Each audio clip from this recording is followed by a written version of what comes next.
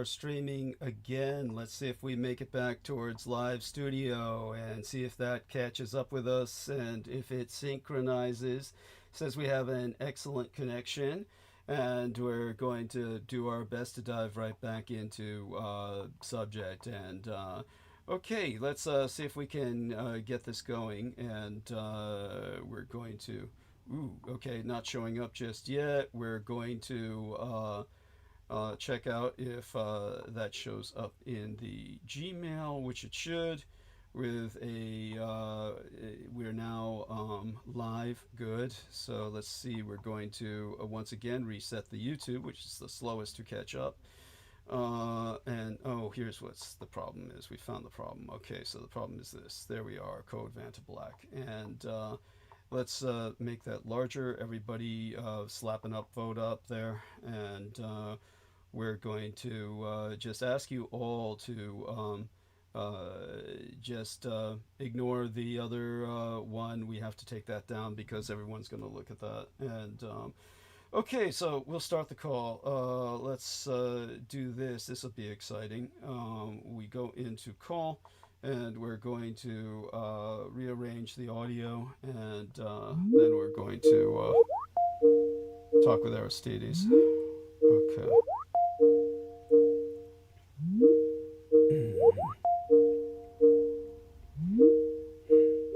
Hello? Okay, so yeah. Now, the reason it's so important to delete the other episode is because everyone goes to that and puts all their upvotes on it, and nobody goes to the second episode. Ever. Yeah, it doesn't matter if the episode's only 10 seconds. So it's do what you want. Yeah, so Amy's back with us, and I'm going to ask you two to talk while I multitask on this. I'm going to go to studio to delete the other episode, and people will hopefully look for this episode. And while I'm in studio, T-Tank Berry is saying that we're okay. Let's make certain that our man can be heard, Aristides, and everybody put in an upvote, please. So everybody slap in that upvote, and then we'll get into monologue tonight as soon as if I feel we've gotten enough people to do what needs to be done. They didn't give up. They know these are the rules. They know this is how it goes. They'll be back. Okay. They'll be back. I hope you're right. Yeah. Okay. I mean, no, I'm sure. You're so beautiful. You're such a wonderful individual, honey. Yes, no, you're very sweet, and you're very much on the positive side of things as well. You should be. So yes, yeah, it's just put it. It's the only choice you have. Yes, that's, it is. You know, it is. That's like true. what, like, why give in to all of the harassment and be in a bad mood? That's true. That's true. What they want. As a targeted individual, you know that. Yes. And well, so you know, I don't like that word. You know how the whole thing I feel is like a big commercial industry, not unlike Ben and Jerry's. It's not. It's not what it lays itself out to be. So you need to do something? What happened? You don't even know. You're back in. You don't care. Well, they cut off my internet is what happened. And then... okay. So it says... Yeah, let's put it this way. It's just the usual electronic harassment. So they're obviously concerned about something. And, you know, let's put it this way. The last episode, they just sent in somebody to... So I couldn't even talk about relevant topics. This time they just cut me off. Yeah. So they're like, nobody needs to know about the graphic design gig work. Well, economy. It's they just don't want me to go into monologue. And you know, last episode they made certain I couldn't do it. This episode they're trying to make certain I can't do it. So, you know, ever since Charlie What's it going to take for you to do it? Well, for one thing, I can't get to it because I keep getting cut off. It's either they send someone in to cut me off or they cut me off. So I can't get to it. That's the fucking problem. So that's their way of dealing with it. So we'll just jump into it as soon as I can. As soon as Brendan can join us, I'm going to delete that goddamn episode, but I don't know how without him. So give me a chance to just call him and get my tea back here again. He did check. He did check in when you stopped talking. That has nothing to do with... Oh, now they're redirecting me. Okay, so we've got strange things going on with my phone right now that is part of all of the attack on my communications. So it's just Okay. endless, and they're trying to make certain I can't reach them. All of my calls are being redirected. They're trying to get me to book flights and shit like this. So it's Oh. just it's bad. And this was going on the other night when I was talking to everybody for 3 hours before I could settle down, and before once I Mm. got in a monologue though, they made sure to fuck that up. So let's see now. Let me call this guy, Brendan. I only have one ears. Okay. Okay. So, Brendan, I need to delete the other episode. So, if you can go into the studio and delete that for me, please. Thank you. Yeah, thank you. Bless you. Okay. Bye for now. Okay. Okay. So there you go. He's gonna take care of that. And in the meantime, let me get Very back to nice. work. Okay. So if everybody can hear me, we'll just go into monologue soon enough. I want to make certain we have enough of a gathering before I do that. There's only 8 people right now. We got to wait for people to come back, so we might as well just shoot the shit. And Well, the Yeah. the view count on it said that there were at least 50 views, so Mm. we know that we know that 8 people is probably just the crew of No, people no, hanging out with honey, Trump and Elon honey. Musk. Here's what happens. The other episode goes up. It doesn't matter if it's 10 seconds long. Everyone Mm. goes to that episode, and you can have 200 people there. Nobody comes to the second episode. Nobody. So it's No, just I yeah. see how you're trying to like outthink them and It's get not out thinking. That's rid how of it it so works. that we don't It's have. just how people work. They just go, oh, Yeah, and no, they'll go. no, No, it's it's just what they viable. do. It's absolutely bizarre. I don't know why people, but people, you see, people don't run across this. People don't run across people who get cut off, literally cut off stream. So it's just what I deal with, and what I deal with alone. The woes of Mahatma are known to Mahatma alone. There is no one else who suffers this. But it's we do our best to deal with it. And Did you see the image that I sent you? Did that come through, or was that part of the I don't know. discontinued communication? Well, the No, infinite it call was. should be So I fine. was looking at today Yeah, the artwork of Hitler, yeah. Okay. and I was looking at his self-portrait, Ah, and yes. I So there thought, we are. Him on a bench. Is that him up there on that bridge? Yes, that I ancient. don't know. This is, yeah, I don't know what the little writing on there is either. Yes. Did like he like make a note or something? I couldn't really tell, but I thought it was a really nice watercolor that he chose to do a self-portrait as a watercolor, and it is with like some architectural, you know, it's in a landscape. Like he's so painted himself as far away as As to be possible. indescript, Yes. right? Yes. No, that's very Chinese. Very Chinese. It's very much like Chinese painting. It's almost like he knew about the Sunier and various other forms of Chinese artwork. So, do me a favor, Aristides, can you tell us whether or not the other episode is gone? Our man Brandon says I'll go look. he's deleted it, but he needs someone to confirm. And while you're doing that, I'll reach over for my tea. So I'm going to talk while I reach over for it, because that's what we need to do, is always burn bandwidth. And all right, let's get this in here. And It okay, is gone. It is gone. got that bus by my side. It is gone. And okay, so how are we, dear Amy? Before I breathe, before I dive into monologue, let's keep looking at the numbers. Hope people come Just over keep breathing, and I am going to keep looking for a cougar here. put in front of you Yes. that you can move in with. Well, 'Cause Amy Como said, why not? or Amanda Ute. What was her name? Not Amy Como. You're Amy Como. Amanda Ute. Amanda Eitenmeyer, her real name. Amanda Eitenmeyer said it was some other state in Florida. She said it was Florida and some other state. She said are the best states for cougars to hook up with. But if you can find anyone in Vermont, some land. No, you can't handle any of these Vermont chicks. They're like, you can't. Like, they're just, the flannels would throw you right off. You couldn't handle it. I get that now. Like, it took me a long time to settle into, like, Vermont women are just different. They're Yeah.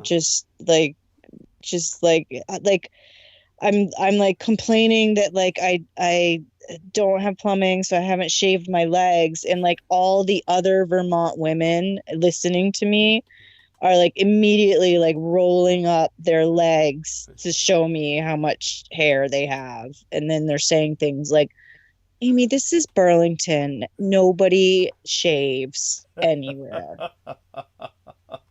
Yeah. It's just we're different over here. It's not That's. By the way, thank you. I'm going to have nightmares. That's a nightmarish vision. All I could imagine yeah, was you're welcome. Now yeah, you feel like yes, settled in. yes, Like you're like yes. I think I'll I'm stay like here the in West California. Coast. Yes, yes. The is that due to the cold that they all want to look like Lady Sasquatch, or what is the? That's the image that I had. Right, pulling up their I don't know what are they wearing? Obviously some kind of long jacketed trouser or Comfortable clothes. comfortable clothes. Yes, there we are. They're Yeah, wearing something that doesn't require like extra help to get on or get into. yeah. That's that's it's just a thing. It's not even like I'm sure that there's Vermont. I'm sure that there's young Vermont women on that one of those really great websites like Seeking Arrangements, or what's that other one everybody wants to get on or I is on? I have Marina Fans Only. no fans only. Only Fans, one of those two. Yes. All of that. There's probably a lot of that happening here amongst the young girls who don't get let out in the winter because it's too cold. So, I mean, I'm sure that this will change. I'm sure that, this state of like we can't afford razors. Like, Mm. no, it's not that. It's just a waste of time. And quite honestly, the men up here, Mm. they have nothing to say about it because they're filthy. They're Yeah. disgusting. Yes. So they want us to shave our You described that legs. so well. Yeah, they want us to shave our legs. Well, it's all a negotiation. Why don't you lose 70 pounds and then come back with that? Yes. Yeah. I love that. No, That's funny. it's Go on. a negotiation. That's Yes. all. Yes. And well, you've managed to scare me away. I'm busy trying to toss this up like throwing a grappling hook, getting my cell phone up. Uh-huh. Now I had it on the recharger. That'll just have to wait. So Hmm. the recharger was. I honestly didn't think they were going to cut me off this soon, but then again, I should have known better. You can't prepare for this sort of thing. So all that It's being like said, you're having too much fun. That's yes, all. Like, yes, if you're having too much fun, they're going to try to get in the way, yes, and you're going to figure out ways to not give in yes. I to want that to provocation. thank you. I want to thank Stephen Myers for 50 United States dollars.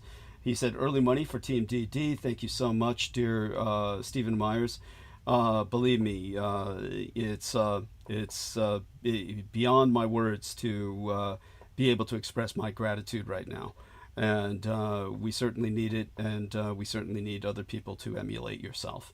Okay, so that being said, you're gonna take a look at the. This will tell me whether or not, because Aristides didn't get back to us.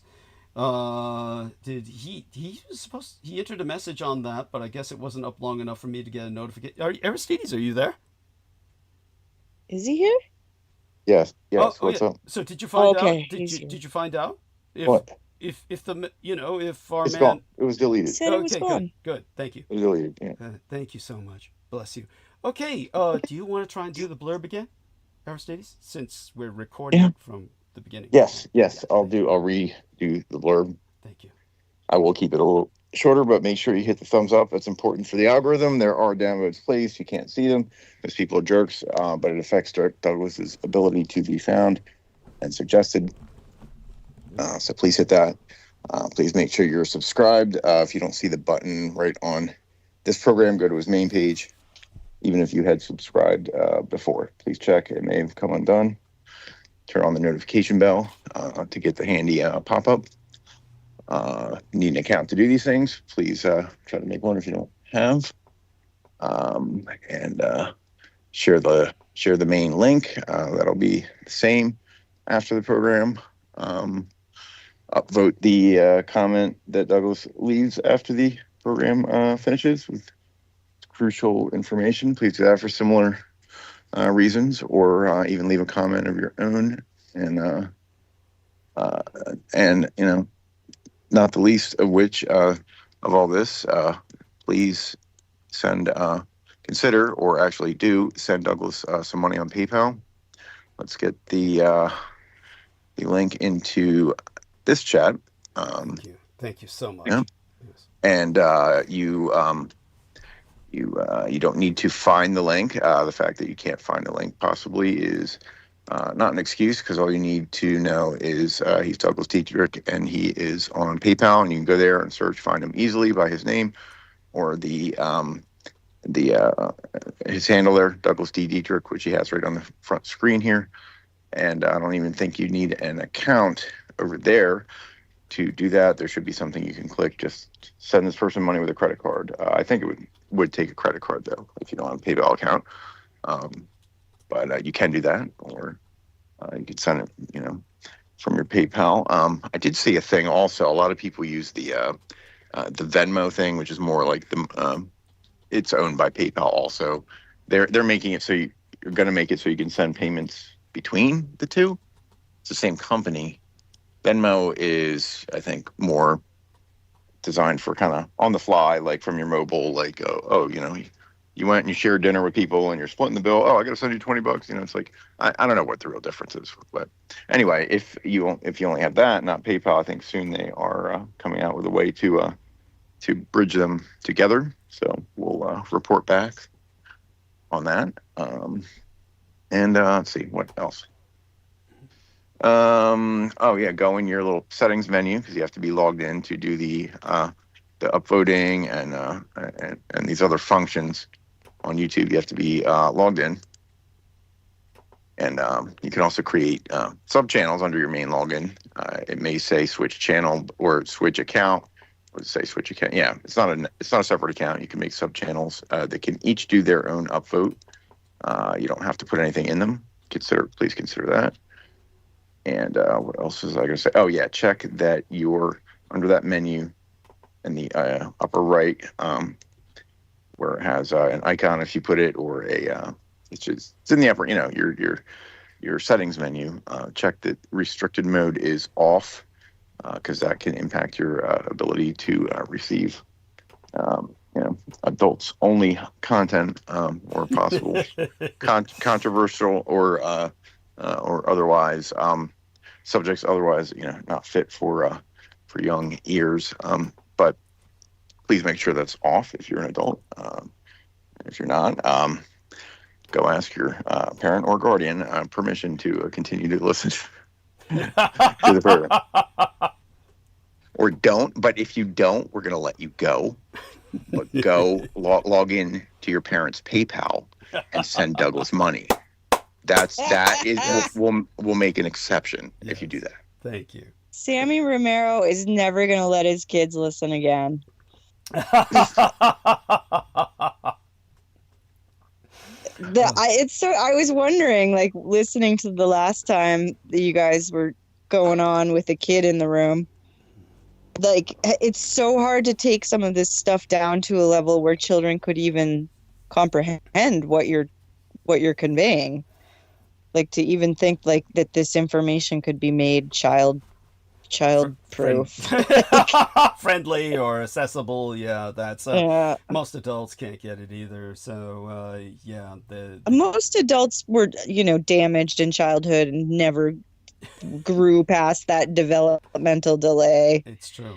True. I mean, most of them. Yeah, that's true. By the way, we've got good numbers now, and this is thanks to, of course, taking down that. But I want to thank our man Aristides so much for putting up the warning to everyone that we would be restarting. That was exceptionally important. Once we got restarted, of course, then it becomes paramount to take that down, because everybody just, for some reason, just stares at that. But such being said, okay, we'll get started now with monologue. And bless you all. My love to Aristides and to dearest Amy Como. Love to Vicki Johnson, who rejoined us. Hopefully Sheila Gavin does. And we will, of course, expect everyone to, gather as many other people as they can. We'll just get started with something fairly casual. I think it was interesting that when I went into speaking about Berkeley last night was when the earthquake in Berkeley started. So that was, people can actually hear that because it's on record. So if they actually go to our latest episode, which was effectively a George Knight episode, when you go into that episode and by the end time where there was no hope that I was ever going to get back into monologue because at that point my voice is just ragged and it was 6 hours that I had been talking with George. The show effectively had to be ended, and so I just ended it by talking to George about what had happened with Brandon Young and his family history, which is heavily anchored in Berkeley. And so when I spoke Berkeley, then I said, "Oh, we're having an earthquake right now." That was an interesting response from George, which was like, most people, of course, when I say something like that, we're having an earthquake right now in San Francisco. Most people would be, how would I say it? They're like aghast. They're like, because they've seen so many films and they think the ground is opening up between your legs and swallowing you and the devils are pulling you down into the crack of hell and all the rest of that. This is what they see in films, is literally like magma pouring out of crevices and shit. Most people would respond with alarm, and there was this like this kind of like concern in his voice that was, how would I say it? It was kind of like I had said, "Oh, it just started to rain." It was like, "Oh, this kind of concern, like, I hope you don't get wet." The tone of voice. It was odd, really odd. But at any rate, this was just after I had, and people can, it's on record, you can listen to it. It's right after I had been talking about Berkeley and the fact that his, I guess I would say his grandmother, the murder of Brandon Young's grandmother, essentially beaten into brain death by his biological father.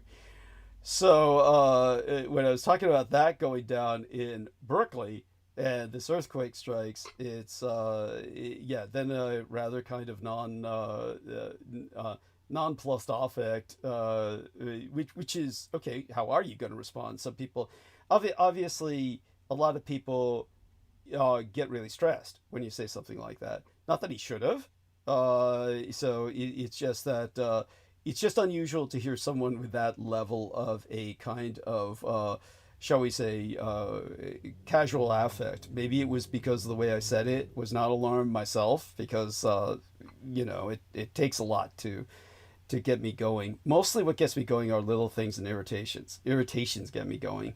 Eventually, enough of them put together. But I do want to talk about that earthquake. I do want people to know that obviously it happened at a very weird time. It happened while I was talking about Berkeley and going in depth into the occult history of the Brandon Young family as anchored in Berkeley.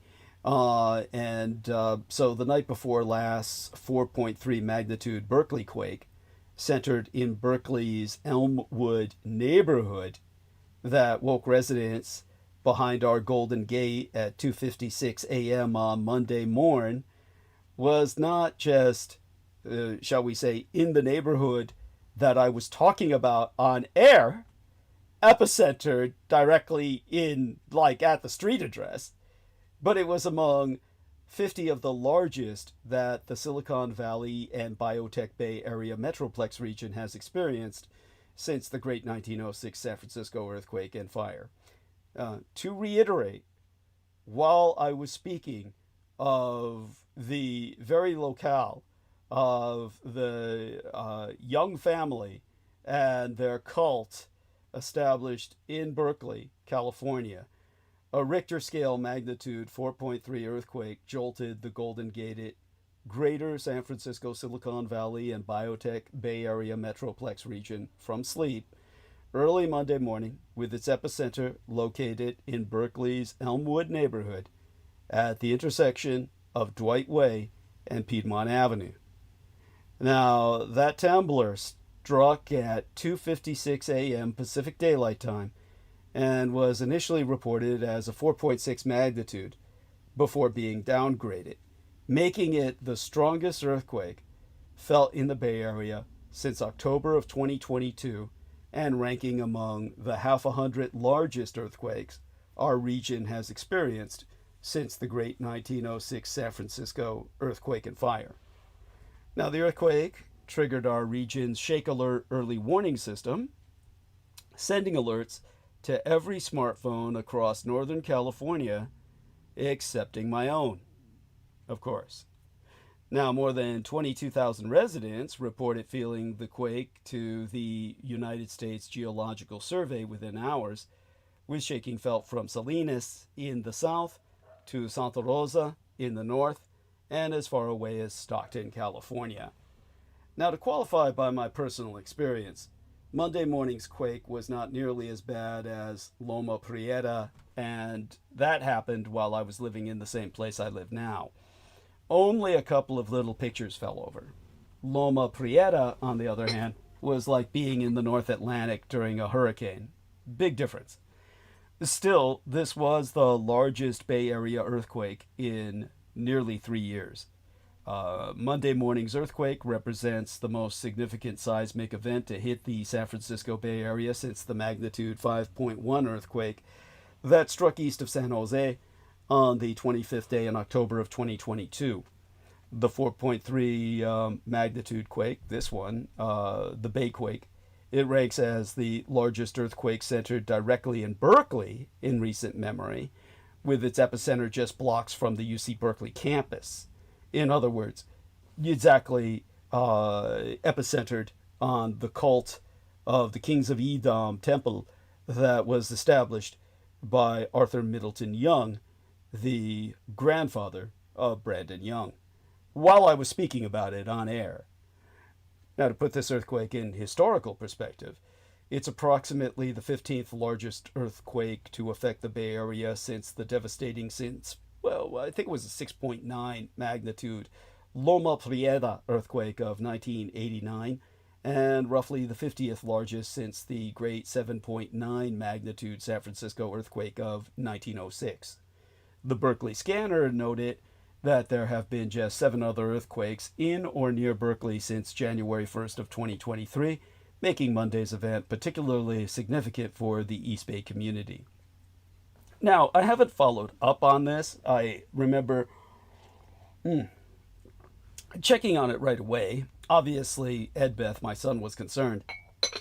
And as far as I understand, it's still the case that the Hayward Fault is suspected of this activity, while seismologists had not yet, last time I looked, officially confirmed which fault line produced Monday morning's earthquake. Its location strongly suggested activity along the notorious Hayward Fault system. KTVU, our local television channel, reported that the earthquake was located along the Hayward Fault with its epicenter near the Claremont Hotel, which straddles the Berkeley-Oakland border. Now, the Hayward Fault runs directly through the UC Berkeley campus, passing underneath Memorial Stadium. UC Berkeley Seismological Lab research indicates that the Hayward Fault has a 33% chance of rupturing in a magnitude 6.7 earthquake or greater before 2043, making it one of the most closely watched fault systems in California. And there was widespread impact across our region. The earthquake's moderate magnitude and shallow depth of approximately 4.8 miles meant that shaking was felt across multiple Bay Area counties. ABC7 reported that USGS, the United States Geological Survey seismologist Sarah Minson, characterized this as a small earthquake, despite the widespread shaking that woke people throughout the region. Minson told ABC7, in her own words, shaking is variable and it depends a lot on your location, what kind of building you're in, what kind of land you're standing on. Many residents described the shaking as lasting approximately 5 seconds, with some on social media calling it terrifying and noting they could still feel the shaking in my bones. Obviously, these are, how would I say it, the noobs. This is like, come on, people. It's like, it's disconcerting, but it's, you ain't seen nothing yet. Now, of course, there was transportation and infrastructure response that was necessitated. While no major damage was reported, the earthquake prompted safety protocols across regional transportation systems. BART, B-A-R-T, or the Bay Area Rapid Transit System, which was once marketed as the most advanced transportation system in the world, believe it or not, announced that trains would run at reduced speeds while engineers completed safety inspections of the tracks, with commuters advised to expect 20-minute delays throughout that morning. Emergency services across the Bay Area conducted routine post-earthquake assessments, with Berkeley Emergency Dispatch reporting no immediate local reports of major injury or damage. The earthquake occurred at a depth that, while widely felt, was not strong enough to cause structural damage to buildings designed to modern seismic codes. Of course, as a historian, we have to talk about historical context and preparedness, because to me, history is dynamic and must always be used in context of what we can do with it for our future. Monday morning's earthquake serves as a reminder of our Bay Area's seismic reality. According to SPUR, S-P-U-R, the San Francisco Bay Area Planning and Urban Research Association, my region has a 51% chance of experiencing a magnitude 7.0 earthquake in the next 30 years. And about 80 billion United States dollars has been invested in earthquake preparedness since the 1989 Loma Prieta earthquake. The MyShake earthquake early warning app, developed by UC Berkeley and deployed statewide, proved effective for this moderate magnitude earthquake, except in my case. Cal OES, the California Governor's Office of Emergency Services, announced in December of 2024 that the app had notified more than 500,000 people following recent earthquakes. And just simply as a public service, I should provide a regional preparedness reminder. Seismologists emphasize that the Monday quake, while notable as the largest in nearly 3 years, represents the kind of moderate seismic activity that Bay Area residents should expect periodically. Historical records from UC Berkeley show that the Hayward Fault last produced a major earthquake in 1868, with scientists estimating that major quakes occur along this fault approximately every 138 years on average. Residents are encouraged to download the MyShake app, secure heavy items in their homes, and maintain emergency supplies, including water, food, and first aid materials. Monday's earthquake serves as a valuable wake-up call for earthquake preparedness in a region where the next big one is not a matter of if, but when. Elsewise, President Donald Trump's political nihilism was on full display yesterday at the United Nations, and it underscored the international recognition Israel should really fear. Standing on the United Nations General Assembly dais yesterday, President Donald Trump had a message for the global leaders and representatives in attendance. Your countries are going to hell! What for? Well, the failed experiment of open borders, according to the president. Never mind the fact that some countries represented in the room, such as, say, the Solomon Islands, don't receive very many immigrants at all, and that leaders have profoundly diverging views about the long-term effects of mass immigration. The irony was lost on Trump. His address demonstrated what happens when an America First president engages with the rest of the world in an environment where international recognition of Palestine changes little, if nothing at all. But if it provokes annexation, it will expose the failure of the two-state vision, leaving Israel itself isolated. With such a scenario ever seething in the back of his mind, Trump spraketh for almost an hour, well past his 15-minute limit, in a speech that oscillated between bombast and blithe nihilism. He grumbled about the building's terrazzo floors, complained that the teleprompter had broken down before his speech, and repeatedly mentioned that an escalator he'd been on had stopped short. These are the two things I got from the United Nations: a bad escalator and a bad teleprompter. It's you just want to weep. By the way, shout out to Sheila Gavin, kisses, so let's get this message out to you, Sheila, with that, we've got Brendan responding to the message that everything is working the way that he rendered it. Always important.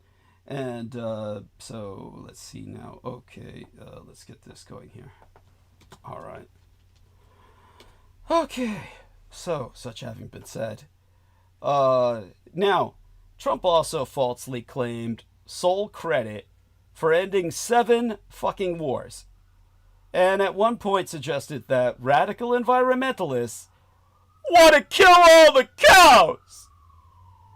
Now, rather than laughing at him, which they certainly did last time that the motherfucker came up and spewed all this pablum, that's what the assembly did back in 2018, when you heard them just uproariously receive his insanity.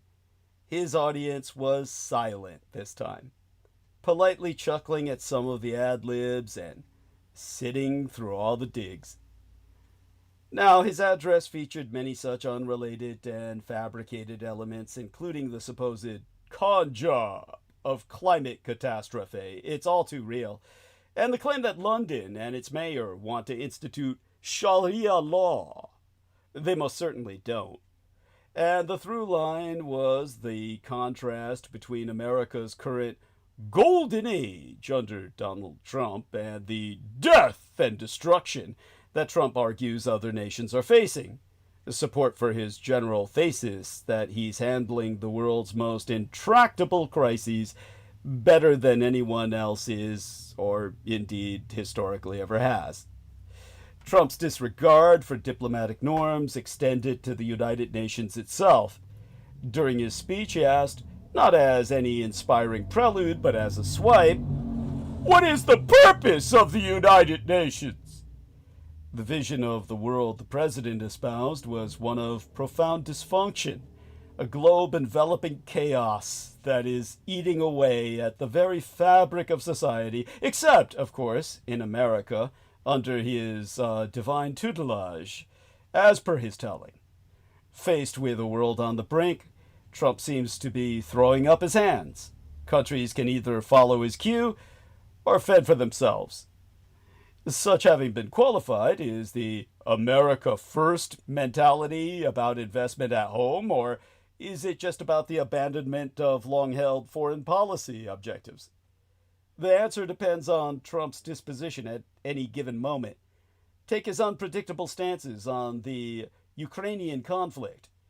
When the Ukrainian President Volodymyr Zelensky petitioned the White House in February for support in their nation-state's ongoing war against the Russian Empire and its violation of their sovereignty, Trump publicly berated him, saying that Zelensky didn't have the cards to be asking for any more money. But in yesterday's speech, Trump placed the blame for the drawn-out war squarely on the Russian Empire. In a U-turn on his Ukraine policy, President Donald Trump said that he now thinks that the Ukraine, with help from the European Union, could win back all of its territory from Russia and return the sovereign nation state to its original borders. The president had suggested numerous times that giving up some land would be a key component of resolving Ukraine's war with Russia. He announced the shift in a Truth Social post after meeting with Ukrainian President Volodymyr Zelensky on the sidelines of the United Nations General Assembly in New York. The Ukraine is better off dependent on the decrepit NATO than an absent American empire. In a follow-up post on Truth Social, Trump wrote that Ukraine can win, his words all in the uppercase of course, win back the territory illegally occupied by Russia since the start of the war, and even said during a post-address press conference that NATO member states should shoot down Russian planes that violate their airspace. This apparent 180 is more an abdication than a switching of sides, but another one of his tantrums. Trump once appeared content to let the Russian dictator Vladimir Putin steamroll Ukraine. Now the president seems to be implying that he'll walk away and let Europe do whatever the hell it wants. Well, everybody played their part as expected this week when European countries officially recognized the state of Palestine at the United Nations General Assembly. The Palestinian Authority celebrated the diplomatic achievement, even though it is mostly a symbolic gesture that changed very little for Palestinians living under Israeli occupation. I shouldn't say living, I should say suffering. It's not life. It's not even sustenance. Israeli officials decried these decisions, but, as always with the current Netanyahu government, refused to offer any alternative, sticking instead to the usual talking points about European hypocrisy. The wave of Palestine recognition, led by the governments of, help me out here, Amy, if you're still with us, La Cinquième République Française, or the Fifth French Republic, and the United Kingdom of Great Britain and Northern Ireland, with her Dominion of Canada and the Commonwealth of Australia, represents a major diplomatic failure for Israel and a token victory for the Palestinians. But for both sides, the real question is what happens next, and whether the Israeli response to these declarations will be formal annexation of areas within the West Bank, as Netanyahu's fanatic coalition partners are demanding. Such a decision would be an own goal of historic proportions for Israel, and it would open the door to much harsher measures against it. The recognition of Palestine is more of an insult than an injury for Israel. It doesn't change much on the ground. This is well understood by everyone. But annexation would put an end to the international community's favorite show, which could be called the theater of the two-state solution, and force many influential governments to contend with a difficult reality. Israel controls the entire territory between the Mediterranean and the Jordan River, where millions of Palestinians lack basic civil rights and have no way to choose the government that makes all the important decisions about their lives, even to the point of whether they can even keep them. This reality is being sidelined and ignored as long as there's a distant chance of a two-state solution emerging, and the Palestinian Authority, that limited, weak, and corrupted entity created by the 1993 Oslo Accords, continues to exist and pretend that one day it will be rewarded with its own country. The French and British recognition decisions, joined by a host of other countries, are an attempt to signal to the PA and to Israel that this is still the plan moving forward, even if it will take time and be difficult to implement. But if In retaliation for the recognition announcements, Israel carries out formal annexation.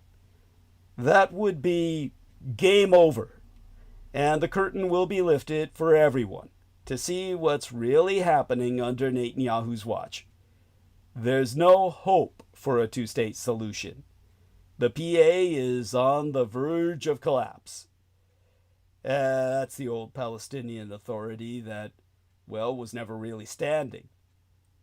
And that the likeliest scenario moving forward is one single super Spartan state in which half the population, over half, lacks elected representation or any civil rights.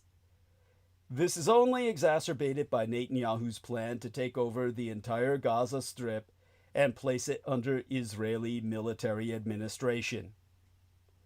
The real danger to Israel, therefore, isn't the gesture of European governments recognizing a Palestinian state, but the growing recognition of the one state, or I should say single state reality, between the river and the sea.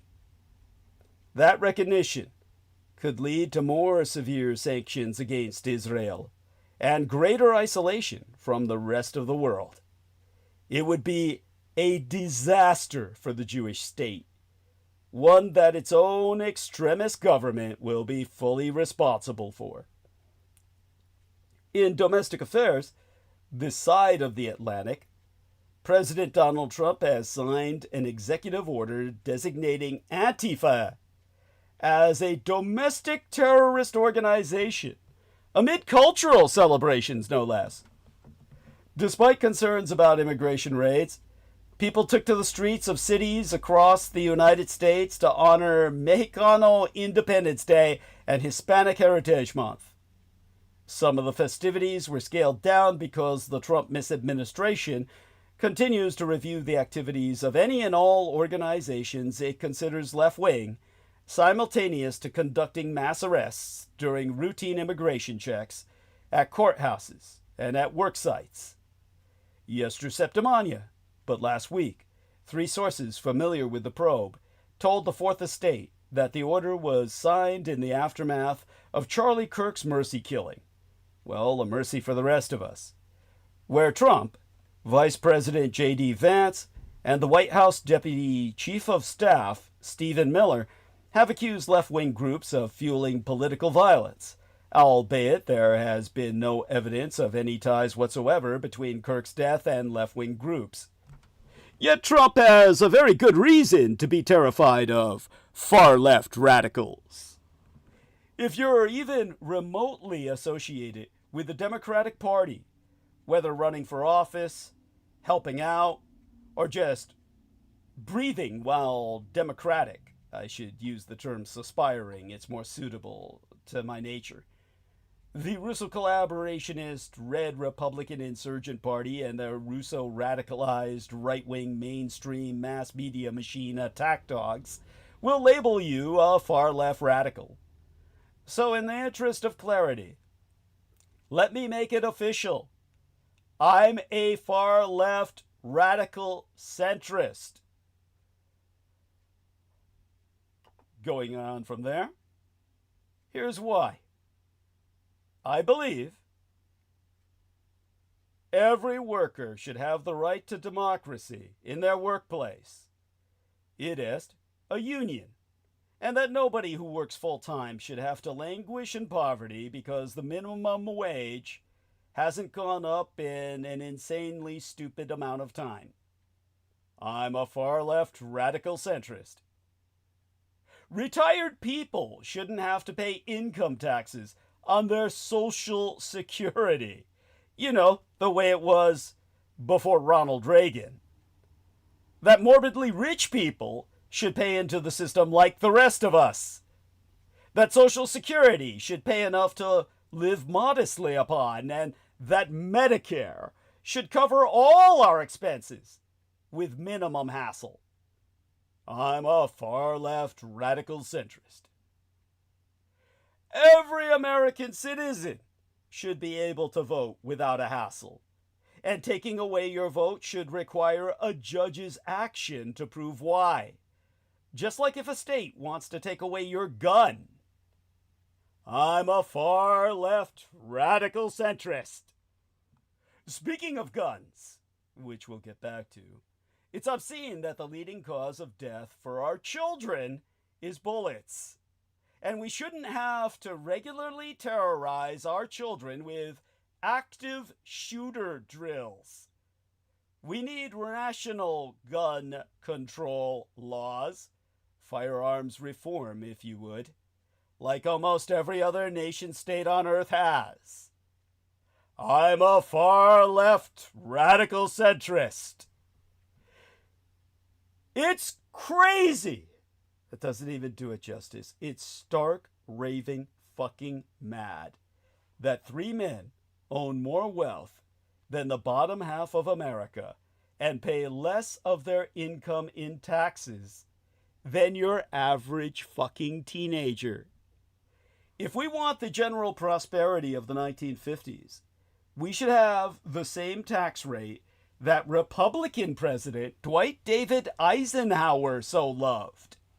90 fucking percent on the morbidly rich after they've made their first few $1,000,000 a year. I'm a far left radical centrist. Our children and grandchildren deserve a world where they needn't fear being killed by climate catastrophe-driven wild weather, drought, or wildfires, and the air and water are clean. And it's nuts. It's bloody fucking mad that we're subsidizing the fossil fuel industry that's preventing this. I'm a far left radical centrist. Every other country in the world helps their young people go to college. In most, it's as cheap as it was here in the 1960s when you could put yourself through school with a weekend job. Some countries even pay people to go to college, like the $100 a month stipend my legal father had with the GI Bill after World War II that built our scientific and business prowess. And it's wrong to cripple entire generations with trillions of dollars in student debt. I'm a far left radical centrist. Across the 34 wealthiest OECD, or Organization for Economic Cooperation and Development countries in the world, over 500,000 families are wiped out every year because somebody got sick. All of those families are here in America. Every single fucking one. No one else in the world suffers this. Healthcare must be an inalienable human right, like in every other developed country in the world, instead of a privilege that depends on how much money you have. I'm a far left radical centrist. Starting a small family business, once the backbone of every American town and city, should once again be possible. We need to break up the massive monopolies that have come to dominate every single industry. See the Republican presidents, Teddy Roosevelt and William Howard Taft. Like them, I'm a far left radical centrist. Every person in America should be free to practice their own religion, or no religion, and raise their kids that way without government interference, government promotion, or their tax dollars subsidizing local megachurches' religious schools. Like the Constitution says, I'm a far left radical centrist. People should be judged, hired, and promoted based on the quality of their minds, their work, and their integrity, not the color of their skin, their ethnicity, or their religion. I'm a far-left radical centrist. Women should have the same rights and privileges as men, from the workplace to the boardroom to the voting booth. I'm a far-left radical centrist. Our queer brothers and sisters should have the same rights and privileges as everybody else, and be free to live their lives without discrimination or harassment. I'm a far-left radical centrist. America is an empire of immigrants, and we have been strengthened in every generation by the diversity of talent and humanity that have come here to participate in the American dream. We need comprehensive immigration reform to clean up our system. I'm a far-left radical centrist. These are all positions the Russo-radicalized red Republicans hate, and any one of them will instantly get you labeled as a far-left radical. So the next time some right-wing idiot attacks you for voting for Kamala Harris, or having a D on your voter registration, or an anti-Trump bumper sticker, simply repeat after me. I'm a far-left radical centrist, and goddamn proud of it. Now let's check into the live stream. And, well, look at this. Looks like somebody has dominated the chat. And I'm really disappointed that nobody on Team Dietrich sees fit to delete this individual. You all have mechanics wrenches for no goddamn good reason, apparently. So we're just going to, here we are. Leave it to me to do all the work. Oh, sorry, I just got back to the computer. Okay, thank you. All right, I was about to, yeah. Right. Okay, thank you. Appreciate it. I was about to, yeah. All right. No, appreciate that. Okay, go Thank on. you. And as Jimmy Kimmel's firing was always about Trump exacting revenge, the Walt Disney Company has ended the Kimmel suspension, announcing that Jimmy Kimmel Live has returned to the air last night. The Disney ABC network's sudden suspension of the program in the wake of White House criticism over his comments about the carcassing of the agitation agent Charlie KIRK last week sparked a national debate about freedom of speech that continues on bandwidth tonight, because Kimmel's comeback wasn't a triumph, but just the next round in a longer battle. It's tempting to consider the return of Jimmy Kimmel Live to the airways as an unalloyed win. Public outrage forced Disney to do the right thing, standing up to the Trump misadministration and ending Kimmel's suspension. Aspects of the host's first monologue after his return felt like business as usual. He mocked the president's recent logorrhea and compared his appearance to that of a glazed ham with deep vein thromboses. But Kimmel, who also provided a thoughtful, compassionate response to the firestorm, thanking supporters on both sides of the aisle, hasn't actually returned to a pre-Brendan Carr state of affairs. As the comedian himself noted, his show is still preempted in such major mainstream mass media machine markets as Seattle, Nashville, New Orleans, Washington, District of Columbia, and Portland, Oregon. The stations where he's banned comprise about a quarter of ABC's affiliates across the fucking country. Yesterday night, Trump expressed outrage at Kimmel's reinstatement and made clear that the fight is ongoing. On Truth Social, Trump so wrote, "We're gonna test ABC out on this. Last time I went after them, they gave me $16 million. This one sounds even more lucrative." You see, Jimmy Kimmel's indefinite suspension wasn't just cancel culture. It's a far darker five-alarm fire of censorship and capitulation. Kimmel's suspension confirmed what many suspected after Colbert's cancellation. The free speech crew are at it again, making sure nobody says anything. In their own words, ideologically improper. And mainstream mass media machine companies must punish Trump critics if they want their mega mergers, well, their mega mergers approved at all. As ill, Trump has gutted public broadcasting. NPR and PBS have been decimated. Millions of Americans relied on these institutions for trusted information, education, and culture.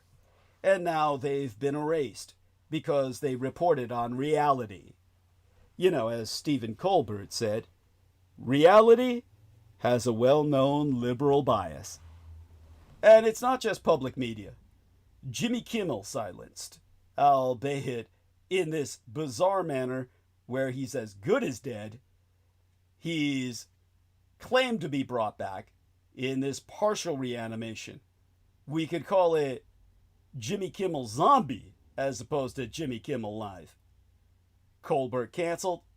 CBS sold to MAGA billionaire Larry Ellison, who is putting paleo-reactionary Barry Weitz in charge. Trump even sued the arch-retro-conservative Wall Street Journal for exposing his ties to Jeffrey Epstein. Consequently, Nexstar and Sinclair did not air Jimmy Kimmel's return to air last night. So there wasn't any return at all. Nexstar Media Group said that the ABC stations it owns and partners would not resume airing Jimmy Kimmel Live, even as Disney brought the program back in name, supposedly nationally. Sinclair also announced they would not air the show. Nexstar said it stands by its decision last week to preempt the show. In their words, pending assurance that all parties are committed to fostering an environment of respectful, constructive dialogue in the markets we serve. Now, Jimmy Kimmel's firing was a long time coming. It's only been 7 days since Jimmy Kimmel Live was pulled from the air indefinitely after the late-night host made remarks about the slain right-wing operative Charlie Kirk.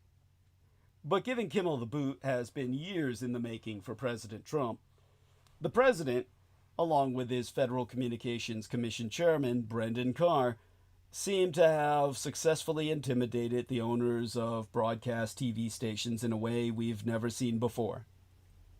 First, it was Paramount Global's agreement to pay $16 million to settle Trump's legal battle against CBS News over the editing of a 60 Minutes interview with his 2024 opponent, then Vice Presidentress Kamala Harris.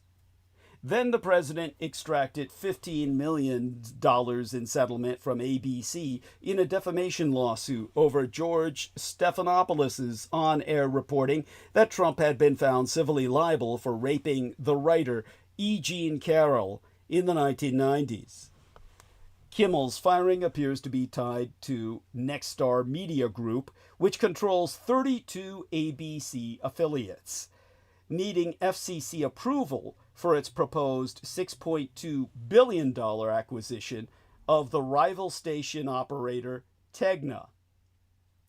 That the intimidation tactics spread to late-night TV is unsurprising, given that commentary on the Trump misadministration in that time slot has long been a source of tension. That's why first Colbert, then Kimmel. Before Kimmel's ouster, CBS announced in July that The Late Show with Stephen Colbert would end in May, with sources citing financial losses.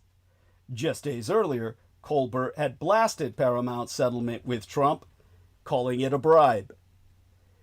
It's extremely rare for networks to drop a show in response to political pressure.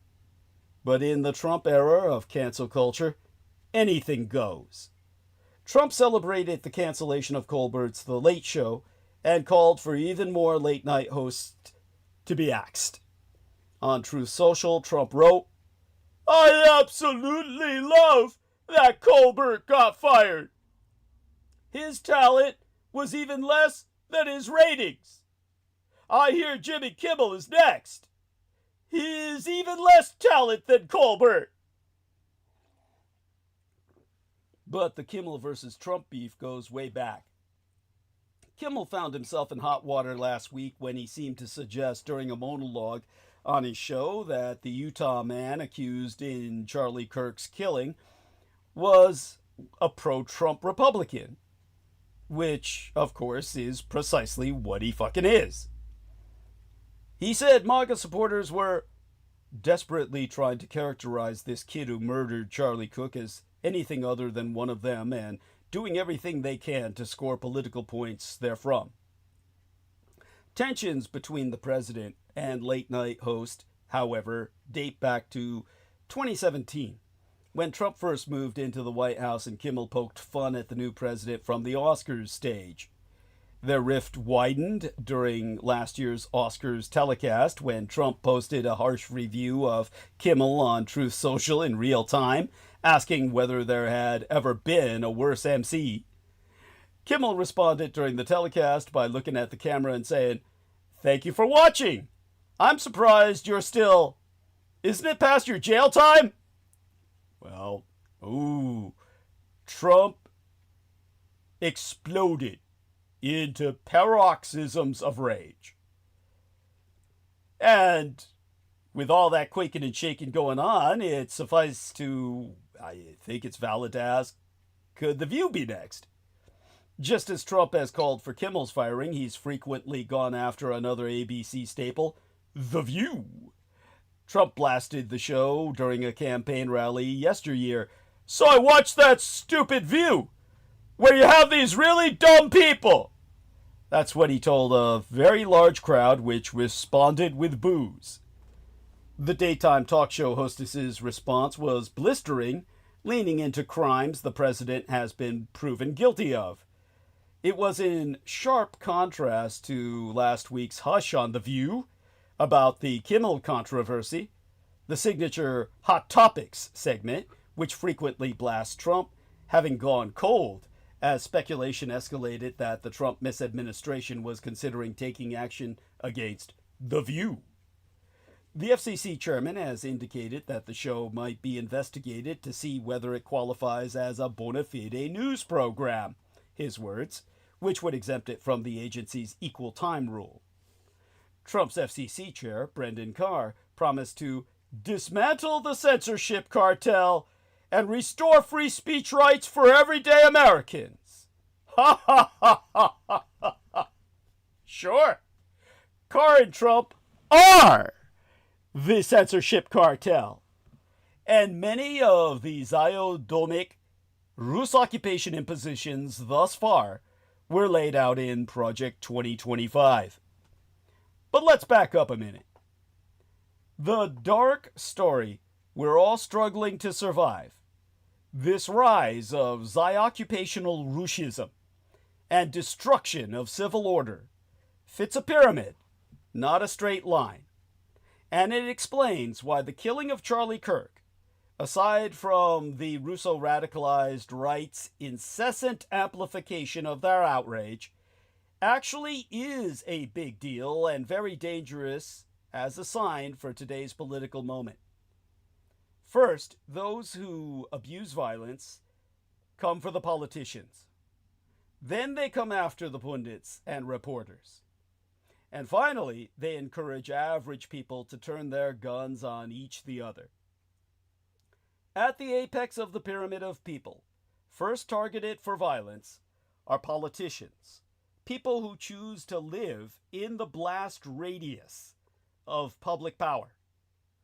When the taboo against political bloodshed cracks, it often cracks there first, with, for example, the attempted assassinations of Mike Pence and Nancy Pelosi by Trump's mob, the murder of Minnesota State House Speaker Melissa Hortman and her husband, the bombs Trump fanboy Cesar Sayoc sent to President Barack Obama and other elected Democrats, including Hillary Rodham Clinton, and our history of political assassinations in toto.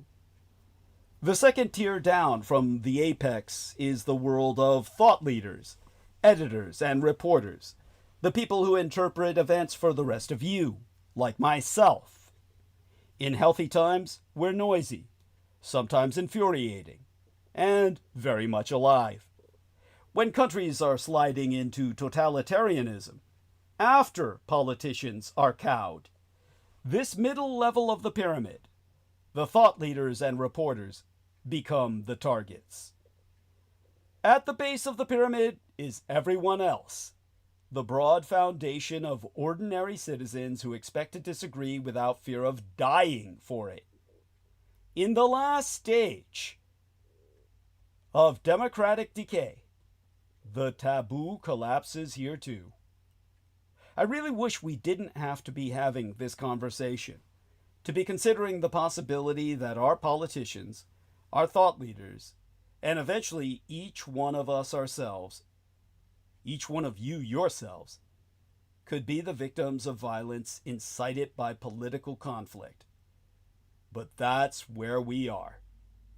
And instead of trying to bring the nation together or heal it, Trump and those around him are irrevocably committed to divide America further via the incendiary accelerationism, as exemplified by the mass tabulatory memorial of their autumn equinoctial circle KIRK.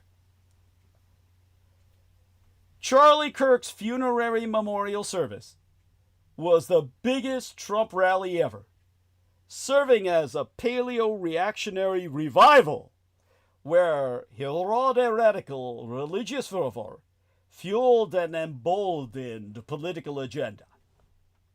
President Donald Trump abused his speech at the memorial service for paleo-reactionary provocateur Charlie KIRK on Sunday at the 63,400-seat State Farm Stadium in Arizona to continue obscuring KIRK's long record of hateful and bigoted comments and views.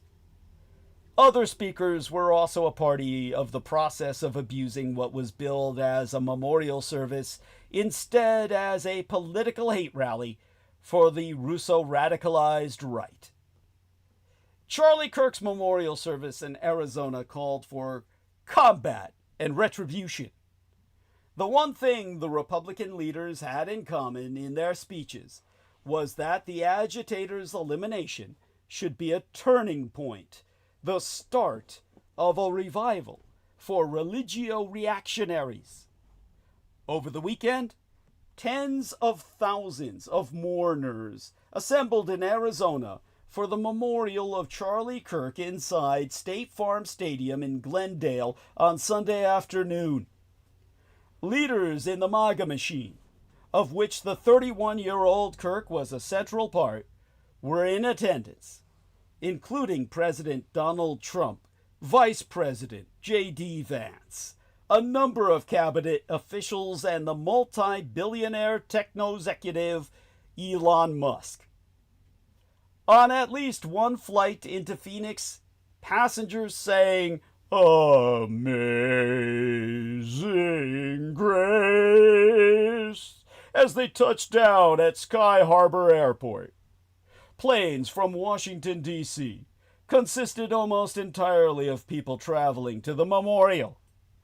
On Sunday, as the sun rose outside State Farm Stadium in Glendale, the memorial looked more like the biggest Trump rally ever. Isn't that a funeral dirge? Yeah. Gee, I fucked it up, didn't I? I made it sound far too, shall we say, joyous. Yes. It's like what you play when people die, I thought. Yes. Oh, well, are you implying he's still alive? You've been in contact with Heather too much. No, I'm not getting into that. I'm saying the people on the plane singing Amazing Grace. Yes. Well, it's like as in America's dying, not that guy. That both. It's both. Thank you. No, I mean, if I were to pick my favorite one, it's that the camera behind his head was a hologram generator. That's why they had to collect it right away. And then there was like a trap door, so that whole thing was a hologram, and then he jumped down the trap door. I like that one the best. That one's cool. Yes. No, it's So, who knows, right? yes, thank you. By the way, did you catch any of the shit that so-called John with a J and an O with one of those accent marks on it, acute accented O of Vril, John Vril. It looks like some weird guy's face inside of a Darth Vader helmet. We'll never know because I didn't even bother to go to his channel, but it reminds me of that guy who claimed he was born in Taiwan who kept haranguing me and saying, "Yeah, I was born in Taiwan too, and I worked at the Presidio." And I was like, "So fucking what? Okay, what do you want to talk about?" And he never had anything Right. to say. It was just, this guy. Of course not. Yeah, it reminds me of him. It looks like his photograph. He had that. What did he say? What did he say? Nothing. Yeah. Oh, you mean this John Vril guy? He just went in there and dominated the chat. He just wouldn't stop. He was just saying all kinds of shit. I didn't read it. Just a spammer. Yeah, it was just spammer, but he was negative stuff. It was like, yeah, you need it, something. I need something. Right. Also, I think you're done with that bit, but maybe we can get a less clunkier banner instead of radical centrist. Good point. I mean, your point's well taken. Look, I was only saying that simply because of the, honestly, right. If to you reference the current political climate. Look, the reality is everyone should know I'm a national fucking socialist. So just say I'm a national socialist, really. I mean, people like Sarion would say that's far left. They would say that's the left. But that's why I kept saying far left radical centrist, because these fuckers would say that's what national socialism is. Yes. Exactly. Okay, got it. Clear. Yeah. Okay, so that clears it up. Yeah. The problem is that when I say national socialist, the people who need to hear what I'm saying shut down. So I just stuck with the clunk, but yeah, thank you. It's valid, but yeah. Like imagine the bumper sticker, it's just I'm not bashing it. Yeah, no, I hear you. Yeah, it's no, it just, you're right, of course, and we'll I really should restate that. I'll have the Blood Boys turn that into a transcript, and I'll just change it to National Socialist. And we'll try that next time, or, if not on, next episode, then the 1 hour after, sometime soon. But, yeah, thank you. And, well, as for, the Circle Kirk, that masturbation that happened, the day would end up melding megachurch and politics. The Christian rock started at 8 a.m. Mountain Time. I was hoping you would bring it up first, so I don't have to. But you heard about the Grindr app outage, right? That everyone was talking about. Yeah. Oh, tell us about that. Yes. Oh my fucking god. Tell us about that. That's like one guy allegedly. Yeah. Wait, what? Oh, just I saw one guy say, if I had, what did he say? Something like, if I had a nickel for every time Grindr was outed by, this kind of thing, I'd have 10 cents, which isn't much, but it's amazing that it happened twice. Yeah. He said it was amazing it happened twice. Yeah, that's a quote from Dr. Doofenshmirtz. Yeah. That's his line. If I had a nickel every time that something crazy happened, I'd have 2 nickels. Yeah. That's not a lot, but that's, Yeah. Crazy that it happened twice. Yes. So, but basically, every time there's a repub event, it blows their servers out of the water because they're all in one spot. It's just like, there you go. Yeah, thank you, but I don't get it. So what do? They cater to this shit or what? I mean, it's like no, it's like it's a gay hookup app. So it's just they're all on there. That's so fucking funny. So it's just that simple. Like, what else would they be on it for? And not only that, it's like those were people reporting the outage, so people were pissed. They were like, it's early. Oh shit! I don't know how true it is, but I wouldn't doubt it. Oh, that makes perfect sense. Here we are. It's look at what our friend T Tank Barry put into the text box. And it's then he took it out. Did he take that away? Send it again. Come on. He had an image of. I just see that one chick. Yeah, Amy. No, it was the other one he sent, which is like Is that Mandy Moore? What the heck's her name? I forgot her name. I forget. He's doing that because we were talking about don't do drugs. You know, until I said yes. Yeah, she said because Nancy was saying don't say, just say no. What was it? Oh no, the other chick, this lady. Which one? Oh, Heather? Amy? Until I just said yes. Yes. Whoever this person is. Yeah, she's responding to Nancy Reagan saying just say no. And Nancy was saying don't do the drugs. So till I just said yeah. But if that was one of the worst like advertising campaigns of all time. Just say no to what? Well, you gotta admit it made people curious. Yeah. Yeah. Well, you gotta admit it was. How would I say it? Stuck in your brain. It was like a mind where right. Everybody kept what do you call it, lampooning it. Everyone kept lampooning it, so it had its it worked in its own weird way. I guess when it comes to memetics it was good, but like mnemonics, but I don't think it helped. No, of course not. Though you'd be amazed. It's like Drew Barrymore is who that is. John Doe says. Yeah, that's who. T-Tank, if you want to share with us that thing again about Grindr, please do. I thought that was funny as hell. I don't understand why he took it away. Okay, so at any rate, that makes perfect sense. And of course, every time there's a Republican convention, the female hookers, they're just hanging out with nothing to do.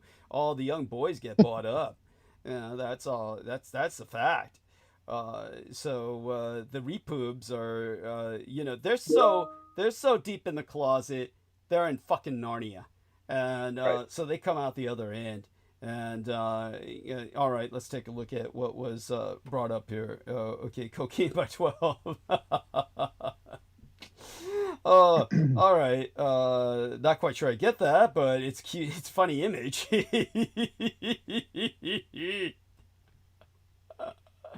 And now he put the grinder back up. Okay, so he put the grinder back up. Good for him.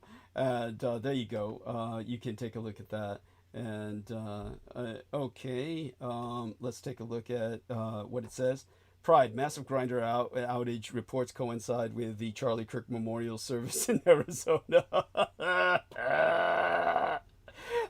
Right-wing personality Charlie Kirk's memorial service took place in Glendale, Arizona on Sunday, and surely by complete coincidence, Grindr experienced outages in the area around the same time. Yes. Okay. Yeah, I don't think it's related. Why would it be? Don't humor them. Anyhow, so he's saying that's Drew. Okay, so that's Drew Barrymore with her cocaine at the age of 12. Yeah, she came out and said that. Yeah, that's what Hollywood will do. Yes, yeah, definitely. And look at all the old men she's surrounded with. Those are probably all real photos. Yeah, poor dear. Yeah. Okay. Well, there we go with that. And so as I said, if you can imagine this, think of an outdoor megachurch event, the Christian rock starting at 8 a.m. Mountain Time. I would immediately just look for some place where I could escape from it all. Charlie Kirk's memorial allegedly caused Grindr to crash in Arizona. You guys need to start greasing some dudes or I'm gonna freak out. I like how they're carrying crosses. They're carrying crosses. Yes, there we are. And it's okay, the puke emoji for that. Okay, so at any rate, it must have been hell on earth. I can't even imagine being there.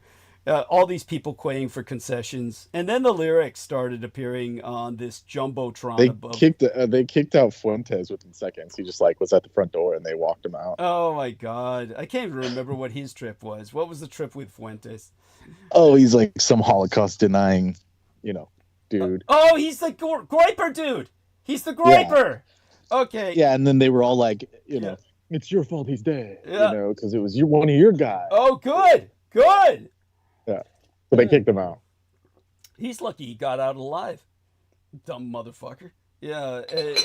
He's crazy. He just thought he was going to go there to get some press, free press, or something. It must be that because these psychotics couldn't be. They couldn't be. How would you say it? They couldn't be asking for forgiveness in any sincere manner. It's he yeah. At any rate, when it came to the what was going down with this entire affair, you had these lyrics appearing on the jumbotron above the stage.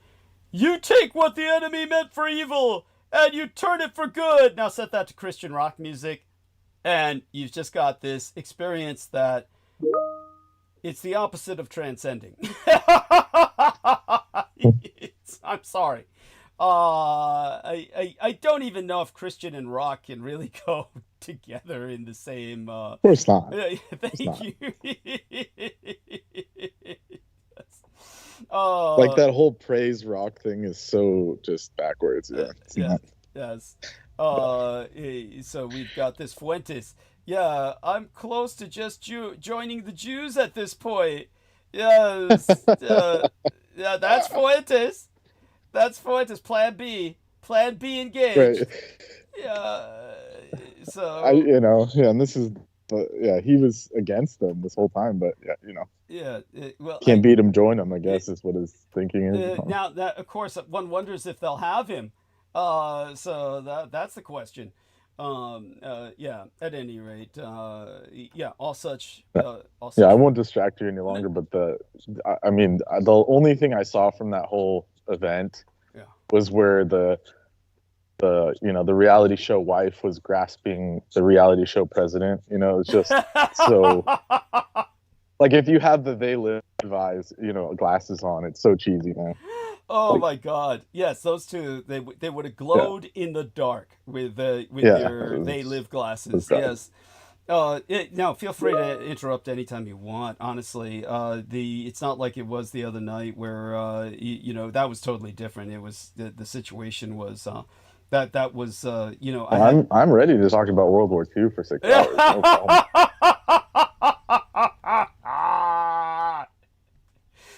But no, carry on because I think some people may join later. So. And I have a lot of stuff to deal with. It's hell. Yeah. I understand, but come on whenever you can. We always welcome you. By the way, here's another one from T Tank Berry. Slightly odd. In April, Charlie Kirk appears on Bill Maher's Club Random, opens a discussion of Kirk having to have security. However, on Maher's channel, the part where they both discuss using Israelis for their security is edited out. It remains on Kirk's YouTube channel. That's right. Yeah, they both wanted to have Israelis for their security. And and it was the same guy that did the Trump security. Yeah. He was Israeli. Yeah. There you are. And it looks like he invites shooting wherever he goes. Yeah, of course. I mean, who else is gonna set it up? It's like. It's We'll they do it all. They do the real, the fake, whatever you pay for. Yeah, and so the hologram generators, they got it all. By the way, let people know you're being sarcastic. They're gonna take that seriously. Yeah, I'm being facetious. Thank you. Well, I didn't say it. That's the new theory that these crazies on the internet came up with. Yes. No, they go. Which I don't know how they could say that seriously. That one's one of the worst ones. It's like, anyways. Oh, dude, remember they bought into holograms crashing into the Twin Towers. What do you expect? I mean, they honestly think holograms are all that. If anyone's ever seen a hologram, come on, it's translucent.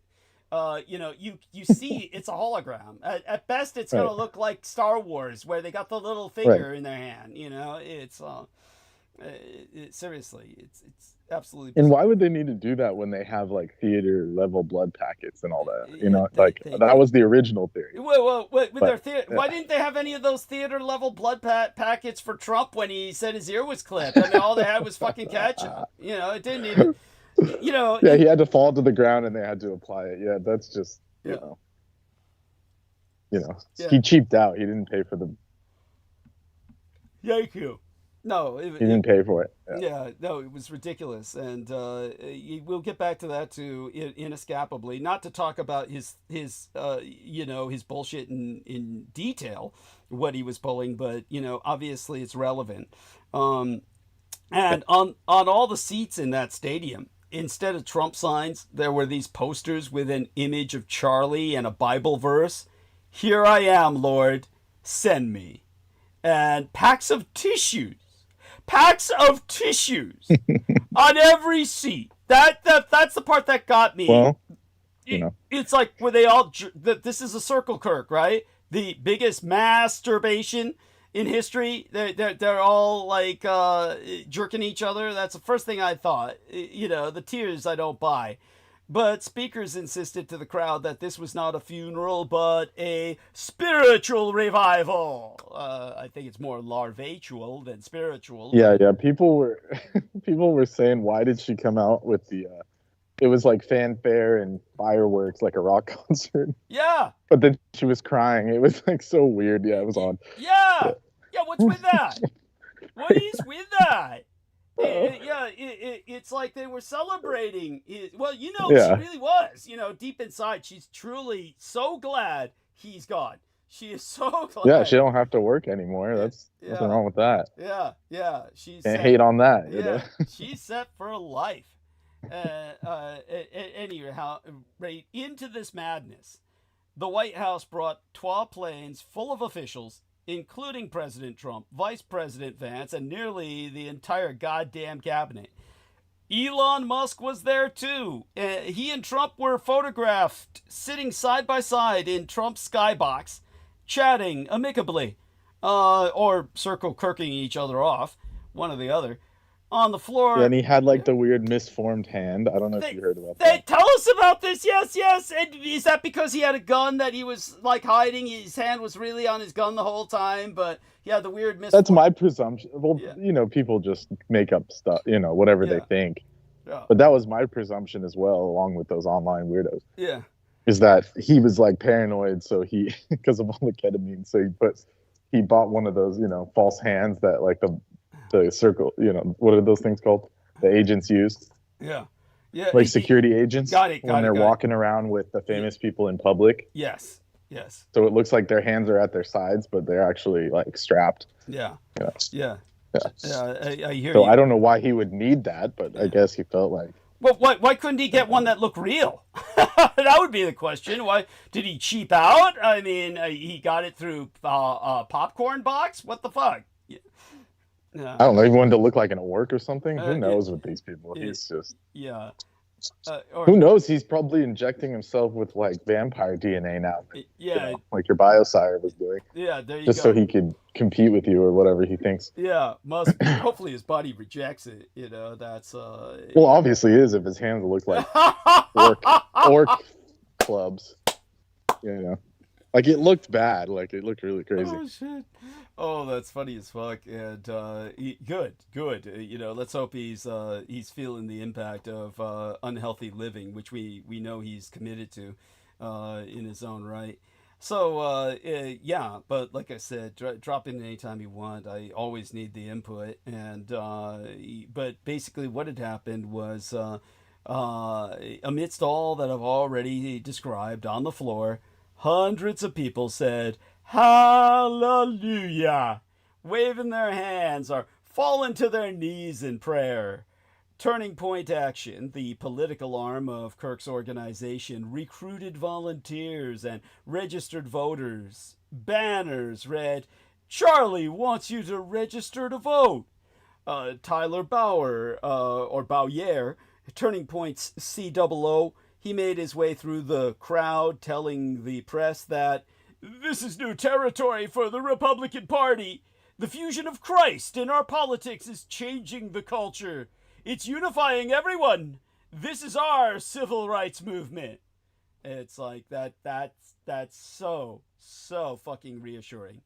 The memorial brought to mind the 2024 Republican National Convention. Trump had just survived his own staged assassination attempt in Butler, Pennsylvania, and a crowd waited in Milwaukee to receive him as their nominee.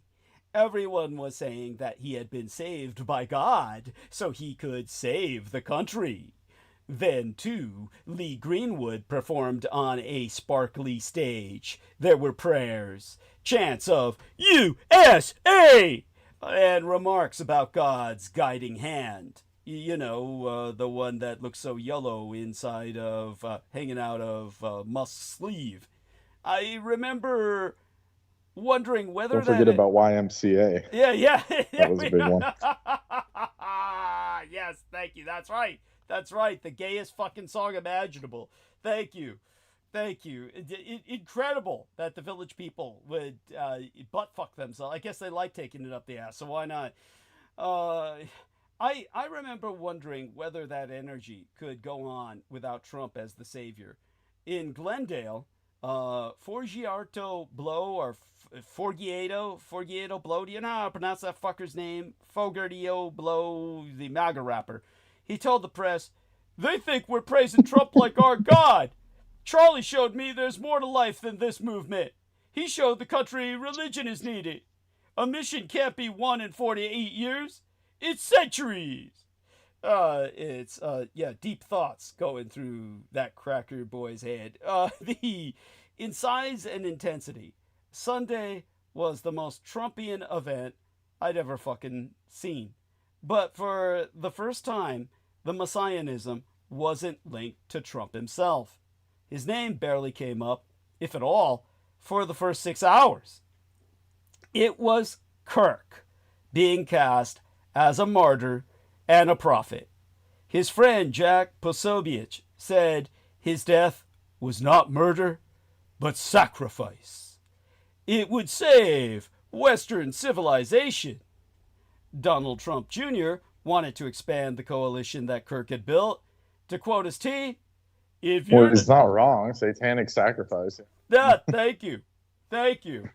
Yeah, it's all I can say is no. Whether it's symbolic or not, it doesn't matter. Yeah, well, we'll get back Still to satanic. that. The young girl in the San Francisco Tesla, that was satanic sacrifice. Yeah, with Right. Well, that one was obvious. yeah, but with this guy Charlie Kirk, it's more like a fag spat. I'd call it like a fag spat, between two gay lovers. That is what it seems like to me. At any rate, but to Donald Trump Jr., I can't even get his name out. If you're not already seated at this table, we have a seat prepared for you. But as usual, all calls for unity were interspersed with attacks on the perceived enemy. Stephen Miller, the White House's deputy chief of staff, said, "We will prevail over the forces of wickedness and evil. They cannot conceive of the army they have arisen in all of us." Now, when Kirk's widow, Erica Kirk, took the stage, it was to brush past her husband's incendiary rhetoric in her speech, instead falsely alleging that the greatest cause in Charlie's life was trying to revive the American family, going further in her grandstanding to confess that she forgave her husband's assassin, rationalizing, in her own words, that was what Christ did and is what Charlie would do. Trump followed her. He spraketh about elections rigged against himself, radical left lunatics, and how much he hates his political foes. Trump said, he was a missionary with a noble spirit and a great, great purpose. He did not hate his opponents. He wanted the best for them. That's where I disagree with Charlie. I hate my opponents. It's you got to hand it to Trump. At least he's fucking honest. There's no sense of even pretense. It's like, yeah, you got to give him that. Yeah, it's just, thank you. It's just, I hate Yeah, him. we know he ordered the hit. Yeah, we know. Yeah, there you go. He hated Charlie. That's how Kirk. much you don't like him. Yeah, thank you. Yeah, I disagreed with Charlie. Yeah. No, fuck everything everybody said so far that I've related. Hate was central to Kirk's career, as a political instigator for the right and as a political pundit. From his platform, Kirk preached bigotry against multiple groups of Americans. He struck out against transgender people in January, referring to an imaginary trans mafia and the purple-haired jihadis. Whom, of course, I mean, we've all seen transgender people strap on suicide bombs because spending all that money on that gender change just to blow yourself up makes so much sense. Really? Anyhow, these purple-haired jihadis, Kirk corralled as being run out in decent society. Years before that, he said a trans student in Wyoming should be bullied and imprisoned. Kirk also called for our former president, Joe Biden, to be executed, and argued that Supreme Court Justice Ketanji Brown Jackson, who is black, did not, in his words, have the brain processing power to otherwise be taken really seriously, and had to go steal a white person's slot to go be taken somewhat seriously. Now, the right and the Republican Party have chosen to weaponize Kirk's death and to abuse it as an excuse to go after the left in America. The killing is being abused as a flimsy cover for attacks on free speech and the First Amendment, most notably the decision to abuse the FCC to pressure Disney/ABC to sideline host Jimmy Kimmel. At the memorial, the White House Deputy Chief of Staff Stephen Miller, who has a history of supporting white supremacy, continued their chaos crusade, Miller falsely claiming that the political left supported Kirk's killing, promulgating, "You have nothing! You are nothing! You are wickedness! You are jealousy! You are envy! You are hatred! You are nothing!" Now, the mass hate rally was billed as a memorial to a slain political figure, but ultimately it was a full-blown political revival. Another moment in which the racist right decided to lie about who Kirk was in life, while abusing the moment to push their censorious ideological agenda. In stark contrast to the perfidy of the evil red Republican Party, the stupid blue Democratic Party promotes paltry figures like the New York representativist Alejandria Ocasio-Cortez, who placatingly condemned Kirk's killing whilst forlornly speaking out against efforts to whitewash who he was. On Friday, while speaking in opposition to a congressional resolution honoring Kirk, Ocasio-Cortez noted, "We can deeply disagree and come together as a country to denounce the horror of this killing, and it is not a license for the abuse of power and whitewashing of American history."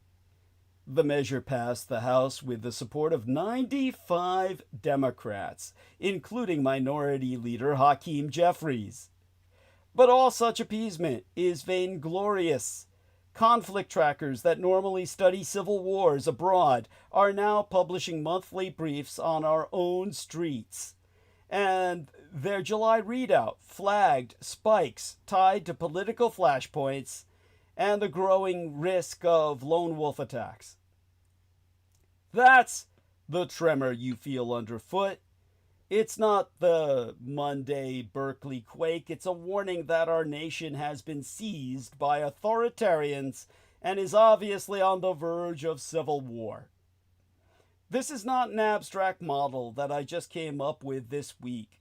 It's American History 101.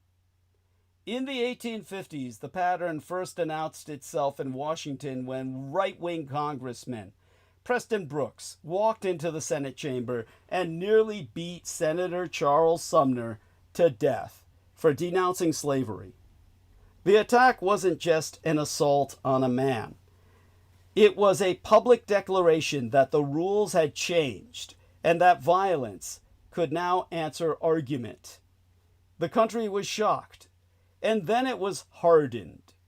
That moment signaled that the apex of the pyramid had been breached. From there, the target set widened to the second stage, the killing pundits and reporters phase.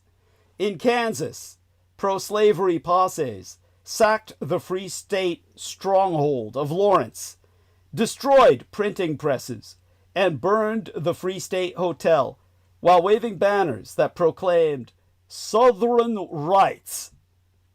Across the Deep South, meanwhile, newspaper publishers and editors who called out the Confederate oligarchs or opposed slavery were lynched, shot, or driven out of town. The point was terror and silence. Smash the presses, you smash the story.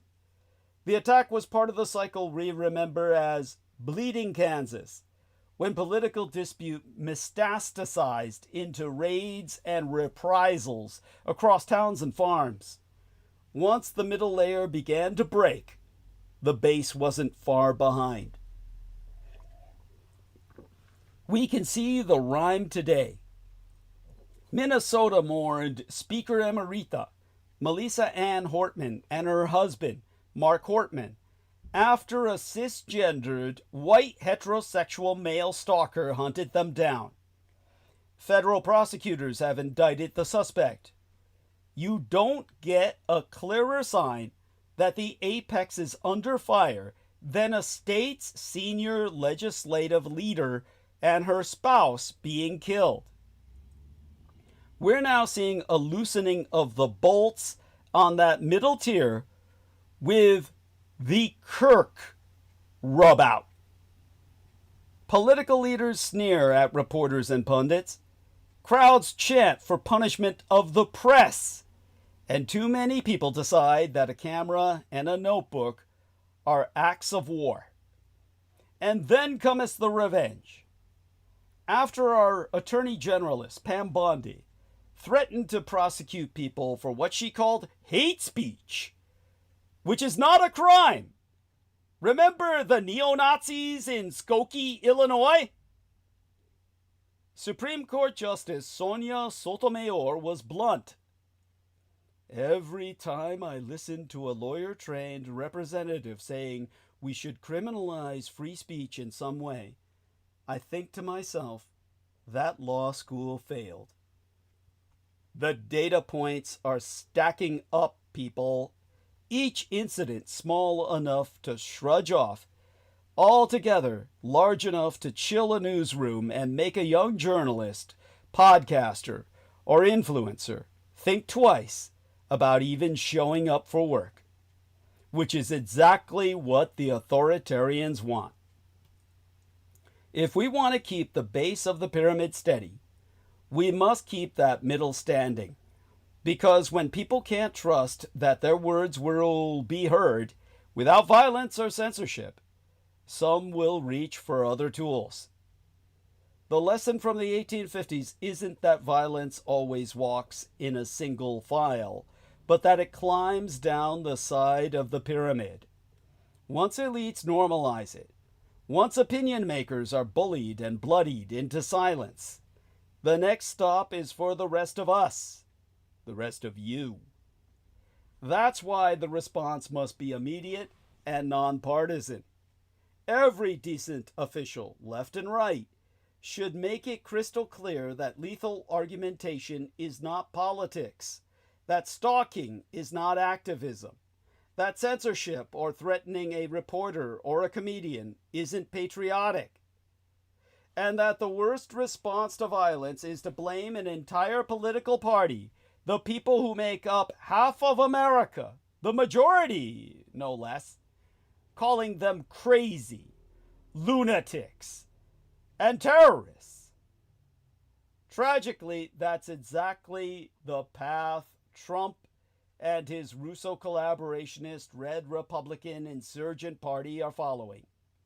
They're trying to turn Charlie Kirk into Spartacist Red America's Rosa Luxemburg, or Rosa Luxemburg as her name would be anglicized, the Marxist martyress that Karl Liebknecht abused to successfully rally people around the Spartacus League's shared proletarian sense of victimhood. We still have time to shore up the apex, protect the middle, and keep the base from cracking. If only Democratic leadership, talking about you, Chuck Schumer and Hakeem Jeffries, would find the courage to speak out loudly every day against the explosion of hate and blame being promoted now by Trump and the right-wing mainstream mass media machine that brought him into power. The few Republicans of good conscience left must reach out to the Trump misadministration and demand they dial down their own violent and provocative rhetoric and stop throwing people off television for exercising their First Amendment rights. We don't have time to pretend the pyramid will hold itself together without our intervention and that of our political leadership. Trump's power over the mainstream mass media machine is obviously growing. So, just how bad is it? In my capacity as a tutor, as well as in recent transmissions as your living weapon of mass instruction, I've been trying to parse moments like these. Which of these are merely decisions that I may disagree with, and which seem like more consequential blows to our democracy? In isolation, it may seem silly to take the suspension of a late-night comedian, even under galling or capricious circumstances, too seriously. But the way this one happened seems particularly troubling. The FCC chair, Brendan Carr, appeared on a MAGA podcast and warned ABC's parent company, Disney, "We could do this the easy way or the hard way." Later, after the suspension of Kimmel's show was announced, Carr went on Fox News and said, "I'm very glad to see that America's broadcasters are standing up for the interests of their community." It wasn't an entirely surprising development. In the immediate aftermath of the Charlie Kirk shooting in the week before last, Kimmel threw gasoline on a fire when he said, "The MAGA gang was trying to score political points therefrom." It was a relatively tame criticism as far as modern political commentary goeth. Compare it, for example, with Fox News host Brian Kilmeade's call to just kill mentally ill homeless people, also made on air in the preceding few days, for which he did not lose his job. Yet we should have known what was coming. A spate of firings across the country had already happened after Kirk was killed, ranging from people who were seen to be celebrating the shooting to people who were simply not mourning enough. Vice President J.D. Vance himself had already appeared to publicly call for a mass doxing campaign against those who were seen to have disrespected the podcaster. But this pattern began long before Kirk. When Stephen Colbert's show was abruptly canceled not long after he mocked Trump on air, it felt like a canary in the coal mine. CBS denied that it was done to curry favor with the Trump misadministration, but the president celebrated it as a victory nonetheless. Indeed, at the time, Trump wrote on Truth Social that Jimmy Kimmel is next to go in the untalented late-night sweepstakes, and shortly thereafter, Fallon will be gone. It's really good to see them go, and I hope I played a major part in it. Well, would you believe it? He was right on the money about Kimmel. ABC suspended Jimmy Kimmel Live on Wednesday, midweek last, almost immediately after a threat from the Trump-appointed chairman of the Federal Communications Commission, Brendan Carr, Carr's comments implied that the FCC might take legal action against ABC if it didn't happen. "We can do this the easy way or the hard way," were his exact words, even though there's no real way in which the American courts can be abused to silence opinions made on air. But this does underscore the way in which the White House and its allies do not need to win lawsuits against comedians or journalists in order to effectively ban criticism of themselves and their agenda. They just need to file the paperwork or even simply publicly threaten to file suit. That is especially true after ABC News in December agreed to pay $15 million toward Trump's presidential library to settle a defamation lawsuit over anchor George Stephanopoulos' on-air reporting that the president-elect had been found civilly liable for raping writer E. Jean Carroll, as well as Paramount's July settlement with him for $16 million over a lawsuit claiming that 60 Minutes edited a campaign stretch interview with rival Kamala Harris to make her look better. Trump has a long history of weaponizing litigation, either real or threatened.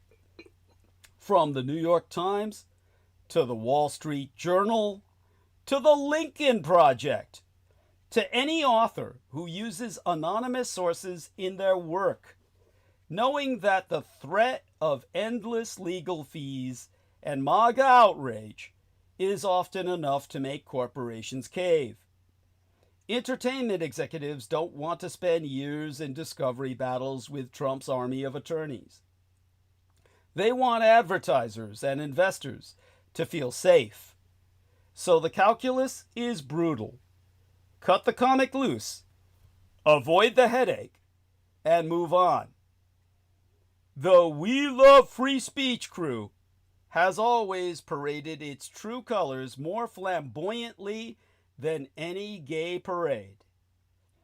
Trump and his Republicans were always on the buttfucker side of the cancel culture wars. The wipeout of the paleo-reactionary provocateur Charlie Kirk seems to have rapidly shifted how President Donald Trump and other Republicans see the boundaries of free speech and the rules of engagement for a once loathed cancel culture. Facilely a voice for the canceled, they have ever and always been the ones canceling.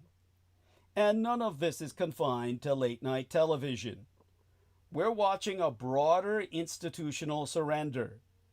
Universities have quietly killed talks and fellowships and investigated protesters rather than weather a Trumpist backlash. After the president declared that improper ideology, that he said that improper ideology would be targeted at museums and research institutions such as the Smithsonian. Well, after he declared that threat, funding has been pulled for certain scientific research and artistic exhibitions have been quietly changed. Most recently, the National Park Service is said to have been considering the removal of a photograph of an enslaved man's scars that was once used widely by abolitionists. Though that particular decision did make headlines, the smaller decisions rarely do. They happen in private emails and company meetings, but the effect is just the same. Cultural gatekeepers preemptively silence themselves, not because the government told them to directly, but because they are afraid. That fear is exactly what Trump thrives on. He has always understood spectacle as power. Exemplar gratiae, that absurd state visit to the United Kingdom, whereby the British government, ignoring Prince Andrew in its idiotic attempt to co-opt Donald Trump through flattery, put their king in the center of the Epstein scandal, with Donald Trump sitting at the table and degrading His Royal Highness as merely an elegant gentleman, after walking slightly ahead of him, no less, within 72 hours of dismissing former Ambassador Peter Mendelssohn. Trump's lawsuits are less about legal precedent than about sending a message. Mock me, and I'll make your life hell. Networks, publishers, and arts institutions are listening. If a comedian with Kimmel's stature, audience, and clout can be shoved off stage, one can only imagine the reception awaiting a young playwright lampooning Trump at a nonprofit theater, or a junior curator proposing an exhibition on authoritarianism, or a historian applying for a university fellowship, or even a biochemist proposing further research into an illness that primarily affects women or other underserved communities. The answer is obvious. Better to steer clear. Safer to say nothing. Divert the money back into something that seems acceptable to those in power. The First Amendment still exists. No court has banned jokes about Trump or Charlie Kirk or Israel or white male podcasters or whoever is now self-evidently beyond the reach of mockery. But who needs the First Amendment when you've got a sweet arrangement like this? America's most prominent cultural institutions are doing all the censoring themselves. This last day of Rosh Hashanah, literally the head of the year, it is Jewish New Year, Israelis must break out of their collective madness on Gaza. The conventional wisdom about what Israelis could and would tolerate has been proven wrong and increasingly seems less like societal resilience and more like mass madness. Nearly 12 years have passed since the self-orchestrated attacks of October 7th and the start of Israel's mass destruction of Gaza. Markers of the war's toll are everywhere, and at the same time, nowhere. Unclear and quiet. Yeah. Has it really been 12 years? No, I said 2 years. 2 years. 2 years. Oh, okay. I was like, holy. It feels like 12 years. It feels like 12 years. I was going to say, like, did I jump to a different timeline? Because I don't want to be working here for the second timeline. Something went terribly wrong, you know. No, thank you. Thank you. I appreciate that. Yeah, it's it definitely well, let's put it this way. If you're in Israel on clear and quiet days, thunderous aerostrikes in the Gaza Strip echo across the promenade of Tel Aviv's beach. There are nights when explosions in the devastated strip shake the windows of apartment buildings in Israel less than 100 kilometers away. Train stations, bus stops, and street signs are plastered with hundreds of stickers that bear the faces of the dead, and they're all shockingly young. The ubiquitous posters of the hostages have grown battered, faded. The yellow flags, the banner of the hostages' families' movement, have begun to fray at the edges.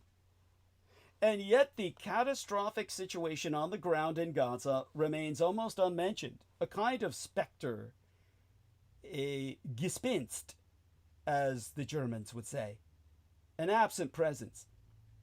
The images of emaciated children, intentionally denied food and aid by Israel's government, appear in the international press or are held aloft by signs by anti-war protesters. As Israeli artillery and aerostrikes kill dozens, actually usually hundreds, of Palestinians by the day, most of them, if not all of them, civilians, Israeli news channels have returned to broadcasting celebrity game shows in the evenings. No state authority have dictated this at all. It is not top-down censorship, but a kind of Putinization from the bottom up. The routine of daily life in Israel continues, while just an hour's drive away in Gaza, hundreds of thousands of people have been expelled from the ruins of their homes, forced to live in tents. Thin plastic or scrap metal, the only barrier between the brutal late summer sun and omnipresent threat of bombs. The reality to which people here have adjusted themselves, or I should say over there across the Mediterranean, acclimated to what was once unthinkable, even if begrudgingly, has almost begun to rival the dystopian visions of the novelist Orly Castel-Bloom. The conventional wisdom about what Israelis could and would tolerate has also been proven wrong. Days after the 12-day war with Iran, when ballistic missiles brought down multi-story apartment complexes, the beaches were full again. The smack of volleyballs, interrupted by the occasional helicopter, slicing its way back from Gaza, carrying wounded or dying soldiers to the hospital. Increasingly, this seems less like a form of societal resilience and more like collective madness. In a recently published book, the Slovenian philosopher Alenka Zupančič draws a distinction between denial and disavowal. She writes, "Denial differs from disavowal. It doesn't deny facts, but gladly announces knowing all about them, and then it goes on as before." Zupančič associates denial with right-wing populism and disavowal with the business-as-usual mainstream. It is not hard to see how this division applies to Israeli politics today. Needless to say, when self-censorship becomes the default, the legal protections on paper are meaningless. Colbert's exit should have rung louder alarms, and Kimmel's is a 5-alarm fire, because we are now witnessing the consolidation of cultural power around one madman's ego. The question everyone should be asking is, why are so many willing to comply in advance? In a vacuum, ABC's sudden suspension of Jimmy Kimmel Live won't change my life in any meaningful way. Kimmel operated in late night, a genre whose cultural influence died off many years ago. Only a mummified fossil like Donald Trump thinks it means something. By the way, we're getting a red signal on my online broadcasting software saying we have really bad bandwidth. So let me know if you can hear me at all. And that's something I'll share with Brendan. If you're there, Brendan, I've got some technical questions for you. This symbol seems to imply that the online broadcasting software might die off soon. So let me know.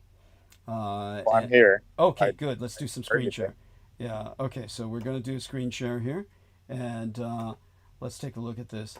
So when we take a look at the OBS, it's got this big red circle over the OBS. When we basically shrink down and take a look at it, we've got this like red circle down here. Does that imply anything, or does that just mean it's on? Because it used to be green. Let me see it. Hold on. Yeah. The item I had boarding flew out of my pocket, so that. Yeah. What are you looking at? Well, I can tell you one thing. We're under a lot of occult siege. Something changed the settings. When you hover over that red thing, what does it say?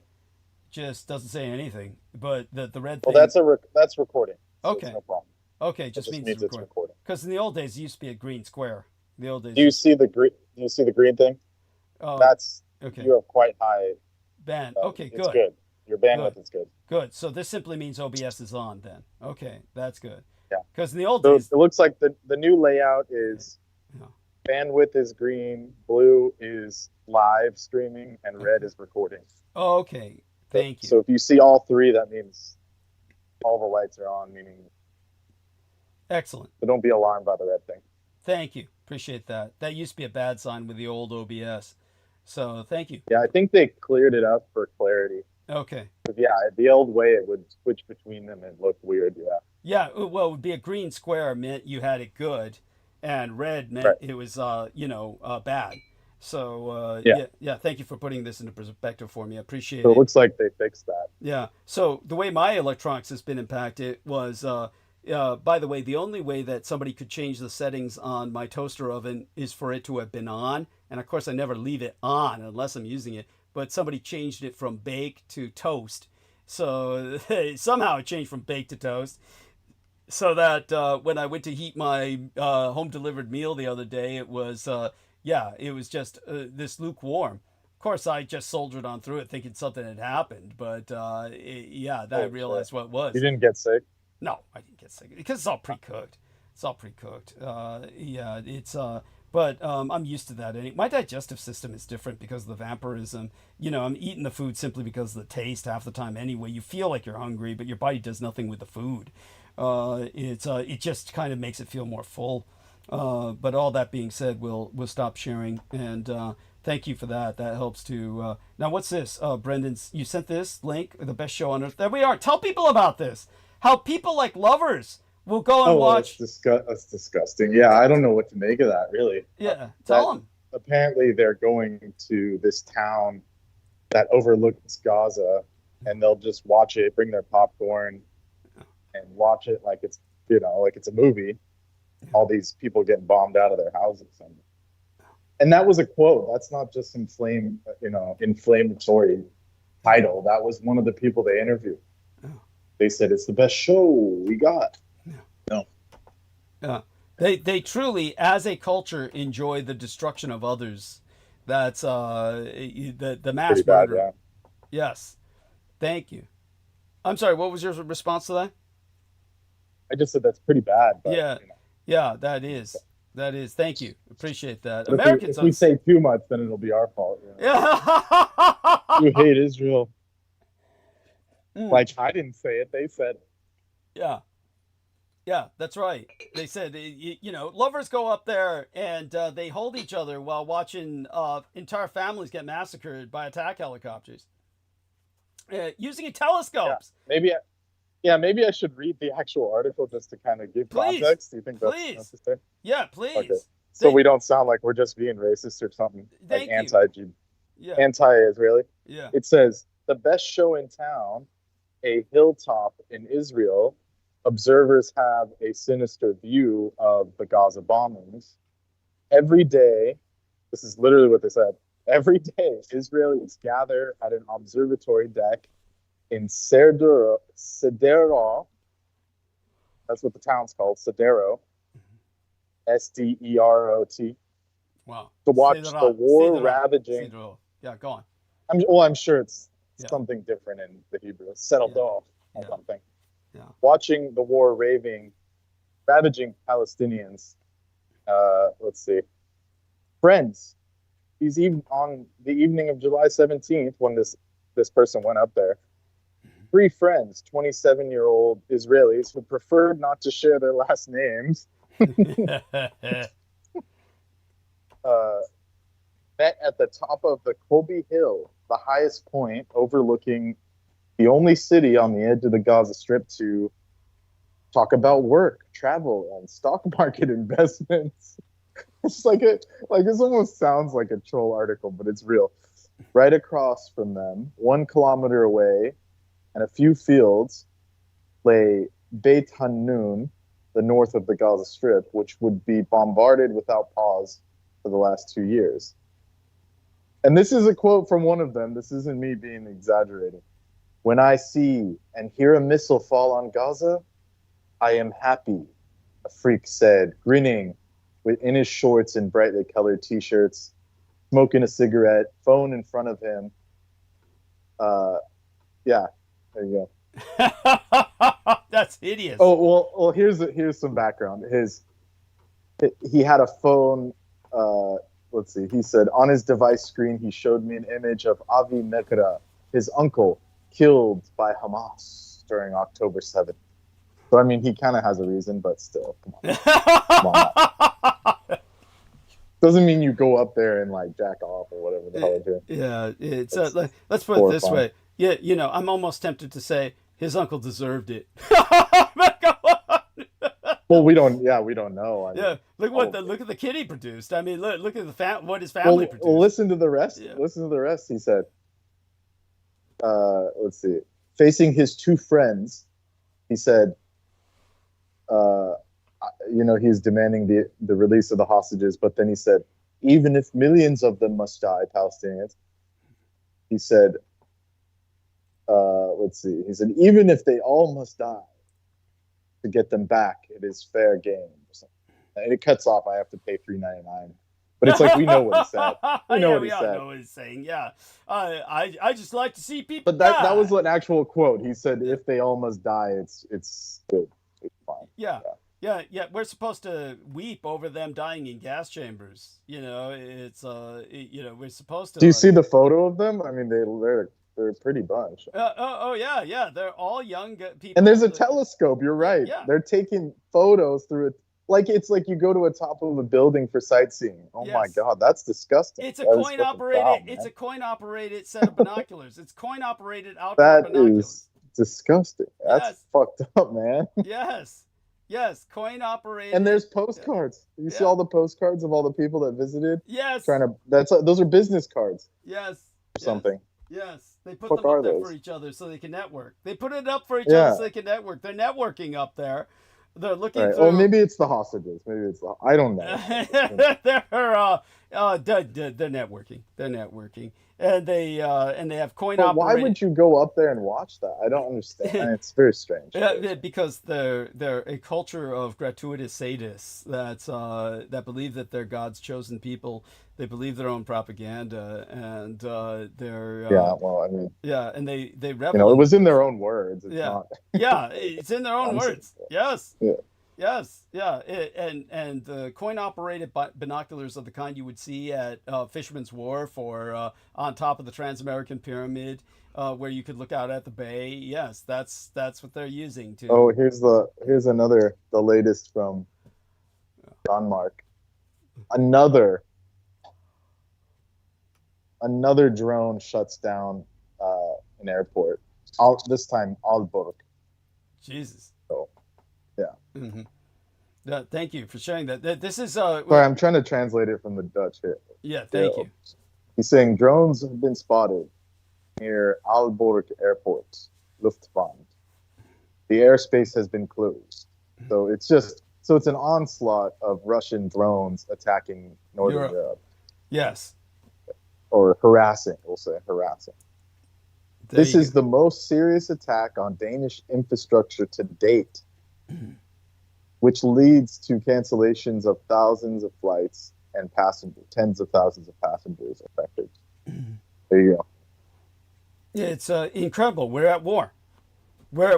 And and what do the Danish own? Greenland. I'm sorry, you got cut off there. What did you say? Oh, I said, what do the Danes own? It's Greenland. They're being attacked first. Yeah. That's right. Yeah, it makes perfect sense. Yes. Yeah, and Poland was the Russians almost reflexively attacked them just because. Yeah. Yes. That's obligatory. Well, that's historical. Yeah. That's just historical oblige. Yes. And Estonia is it's not even. It's only a very young country that. I don't think they even consider Estonia a country. It's just a little. Yeah. No, coming from the Russian perspective. No, I understand what you're saying. No, this is the horror. Everyone knows. The Germans and the Russians both know that these are 1,000-year-old cultures in the Baltic. What ultimately solidified into Estonia, Latvia, and Lithuania. The horror is, as I explained last night. What happened was the Russians advanced, invaded, ethnically cleansed, and then resettled throughout the greater Soviet Union into these states and Russified as much as they could. So you're left now with 40 fucking percent of the Estonian population is motherfucking Russian. That is the horror, and that's why with Estonia they want to actually have these Russians declare a microstate, a nation state of their own, to cut Estonia in half. So this is the horror of, this is why, yeah, Russians live all over fucking NATO. And in the old days, this was because everybody thought, oh, well, the Russian settlers aren't going to cause any trouble because that would lead to nuclear war. So everybody just let the Russians live all over fucking NATO land.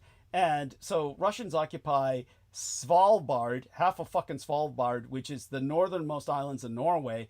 And throughout the summer, they just cut off the electricity and the heat for everybody else on the island except themselves. It's just like they waged a nonstop campaign of terrorism and war. When you're doing that that far up north, you're killing people. So they're killing everybody else on the island, just conquering the island. And it's like these are acts of war which NATO doesn't even know how to confront, because throughout the Cold War, quote unquote, the Third World War, in effect, they just let the Russians live there. Now the Russians are going into action and they're destroying NATO from the inside out. And NATO has no concept of how to respond. It's called ethnic cleansing. The Russians did it. You do it in return. You just take all the Russians out and you either kill them or send them back home. Kill them if they don't go. It's that simple.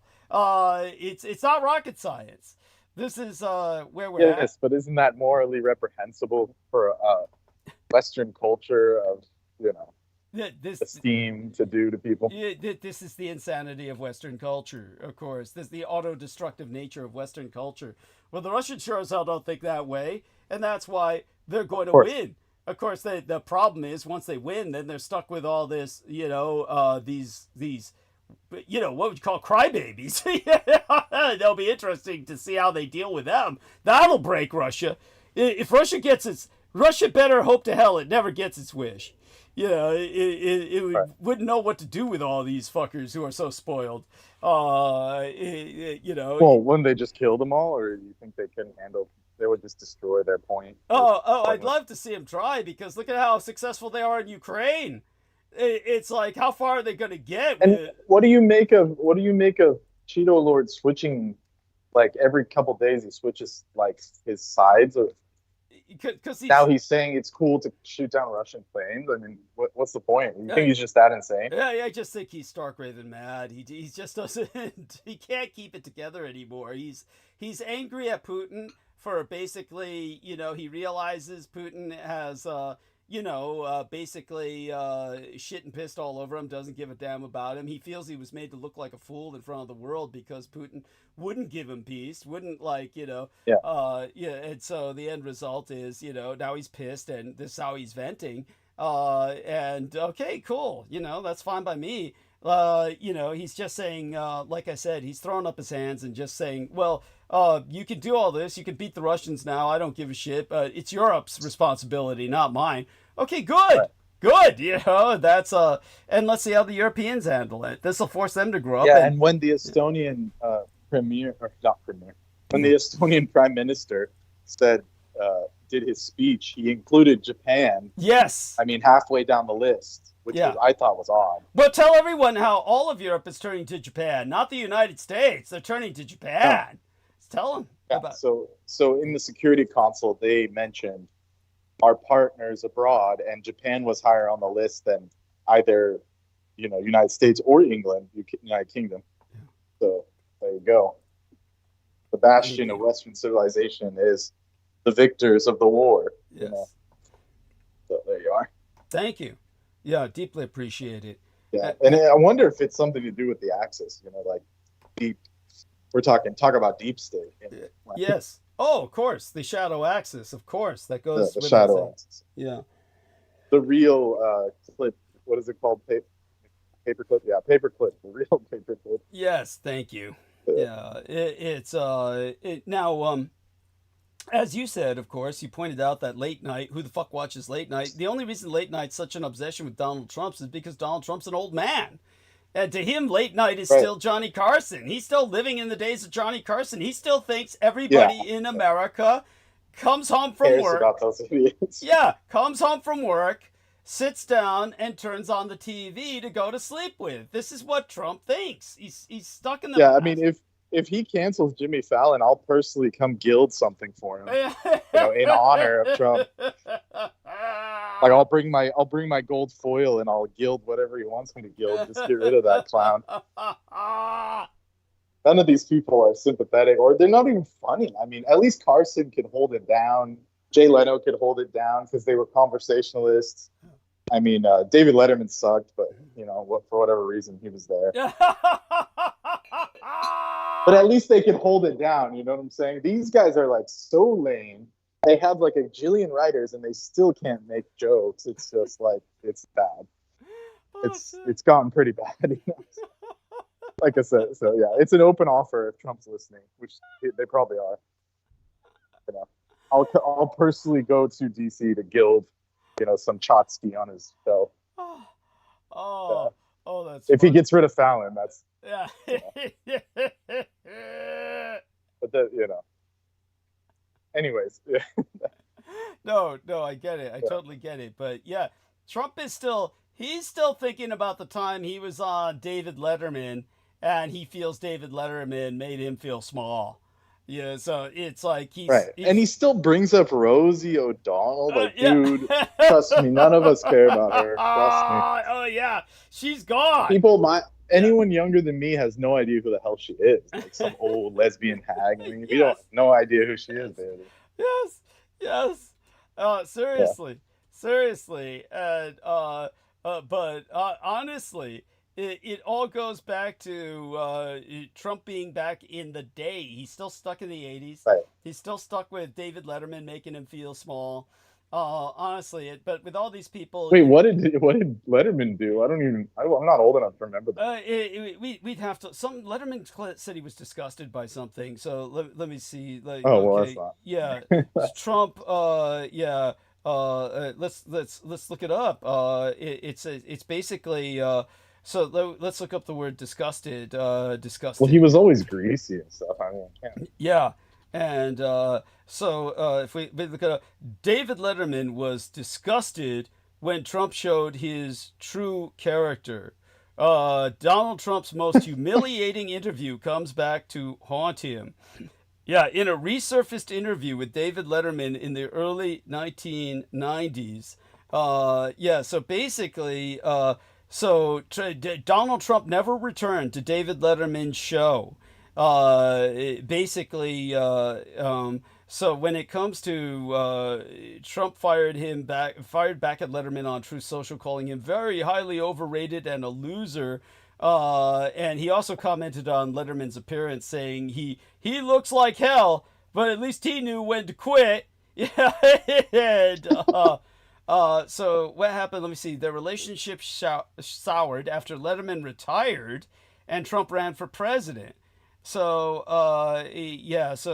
anyhow, apparently, but basically, it just, I don't know, they just have something going on. This is old hag fag shit. But come on, he's so stuck in the past. Come on, it's older than me, 40 years ago or something. Yes, like, thank you. Dude.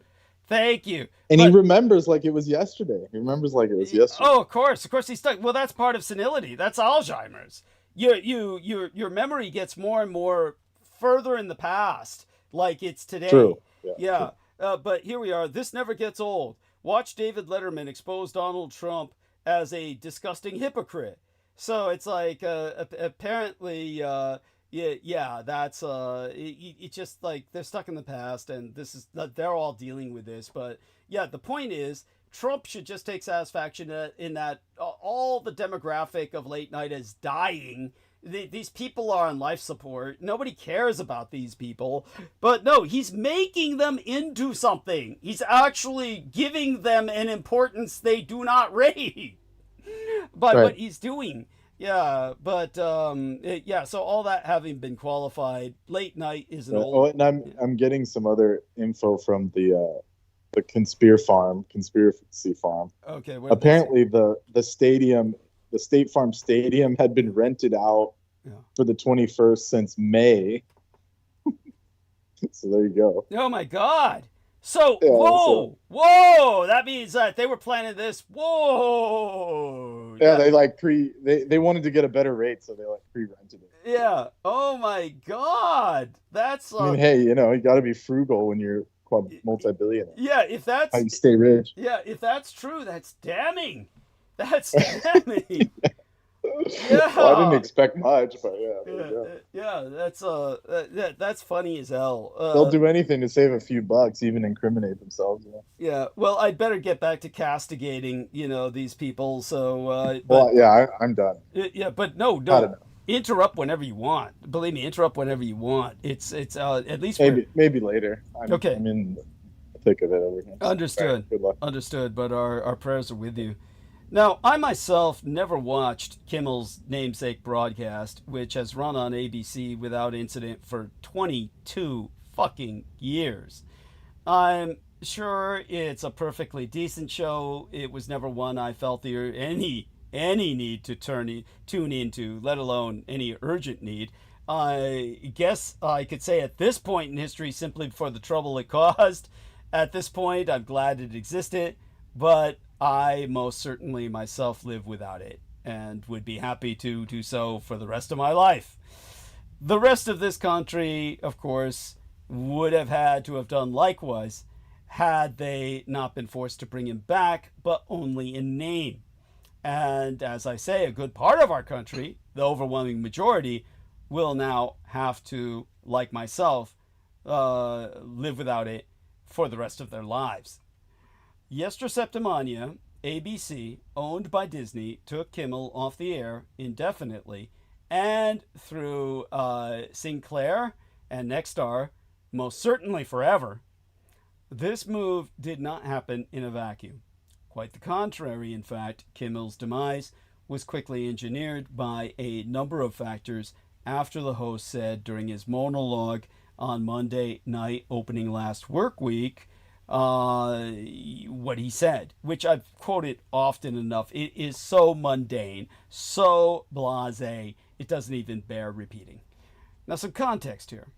Extreme right-wing podcaster Charlie KIRK was killed in cold blood, I think the week before last by now. It still feels like last week, but the man suspected of shooting Kirk is Tyler Robinson, who recently turned himself in to the authorities. Or rather, the police claim he turned himself in so they don't have to pay his father the reward.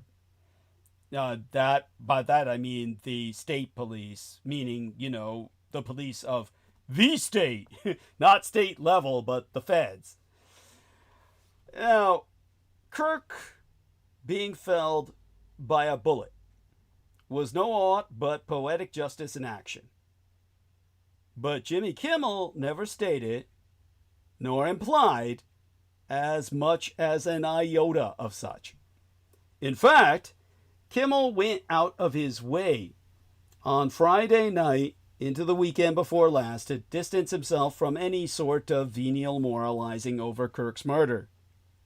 Quote, "Some people are cheering this, which is something I won't ever understand." Unquote.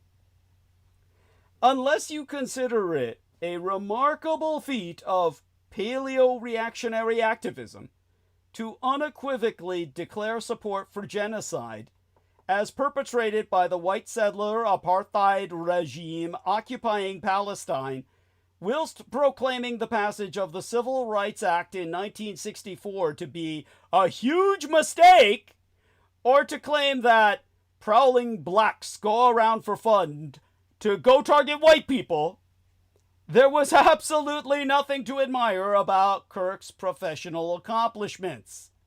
He was nothing more than an unremarkable commentator who trafficked largely in ugly, spiteful rhetoric, in fact, almost exclusively so.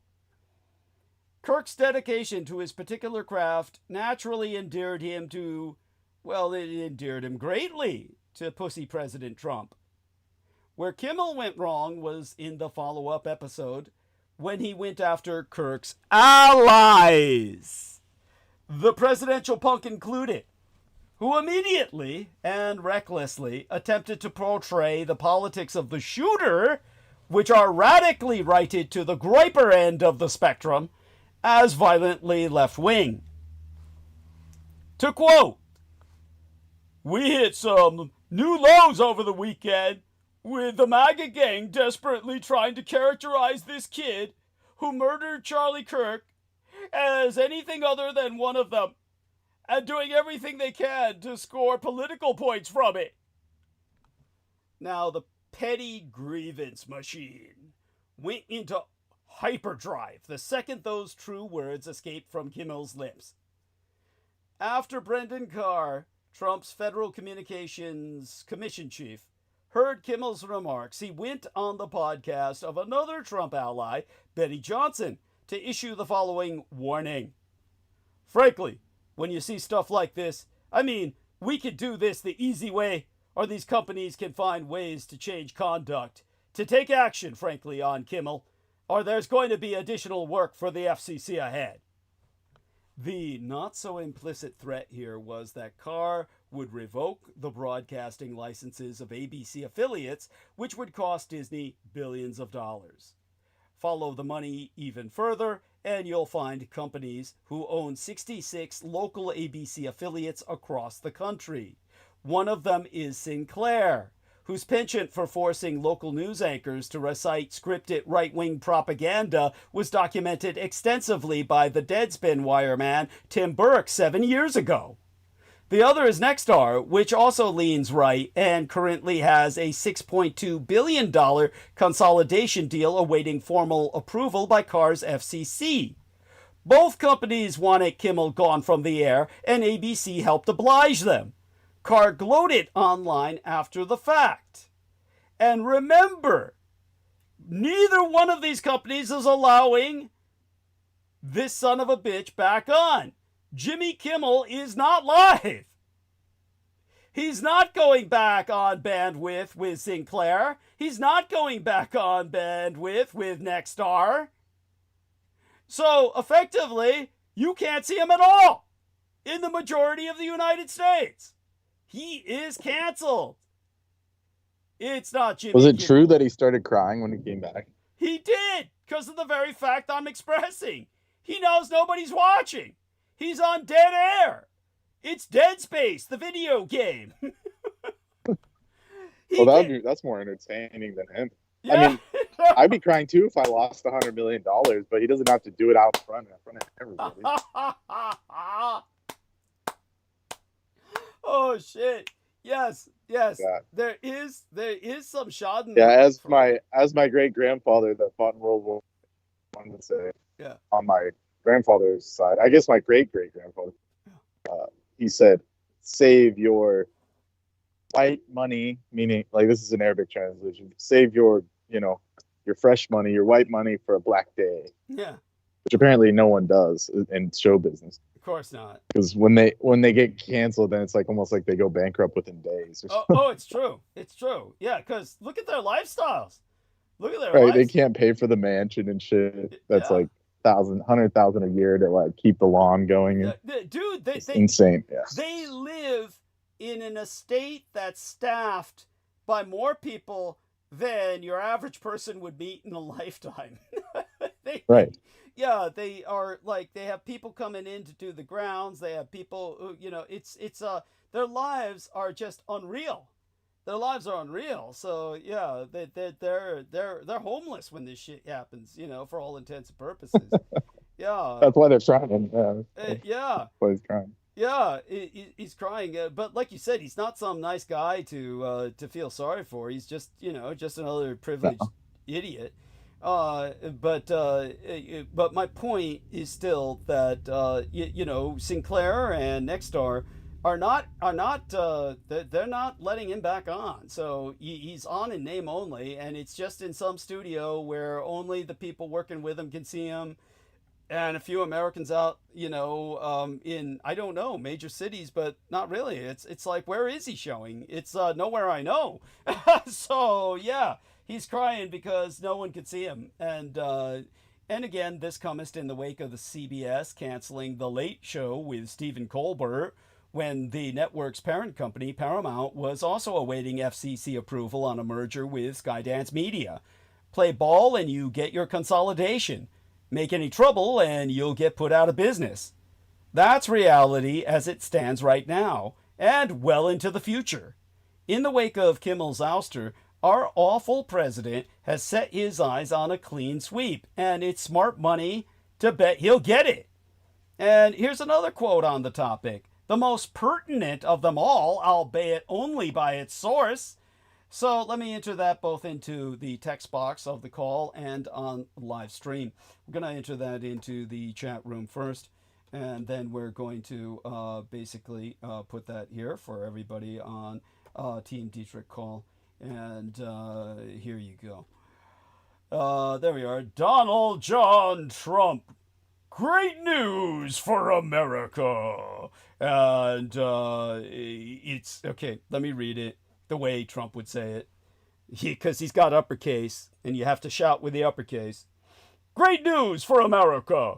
The ratings challenge Jimmy Kimmel show is canceled. Congratulations to ABC for finally having the courage to do what had to be done. Kimmel has 0 tally. And worse ratings than even Colbert, if that's possible. That leaves Jimmy and Seth, 2 total losers, on fake news NBC. Their ratings are also horrible. Do it, NBC. Do it, President DJT. Oh my God. That's what Donald Trump wrote on Truth Social Wednesday night, midweek last, not long after the announcement that Kimmel's show had been canceled, or not canceled, or suspended, but definitely was not going to air for the foreseeable future, and still will not. So you see, this isn't really about some joke that Jimmy Kimmel made. It's not even about Charlie Kirk. It is, predictably, infuriatingly, exhaustingly, about our white trash piece of shit president whose every mentally diseased musing has infiltrated every aspect of American life for nearly a decade now. With all the bureaucratic powers of the entire federal government at his disposal, Trump has now commenced the process of booting all dissenters off the airwaves while remaking the entirety of America's mainstream mass media machine in the MAGA mirage of the false god Melkart Israel. Not only has Trump succeeded thus far, but he's done so at such a remarkable speed that I fully expect Seth Adam Myers to be homeless by sunrise. Once that happens, our miserable mosaic president will move on to making all of us miserable in some other way. I almost forgot that Seth Meyers even existed. I forgot he was even on late night. That's no one my age bracket will ever watch him like that. I mean, I guarantee it. Thank you.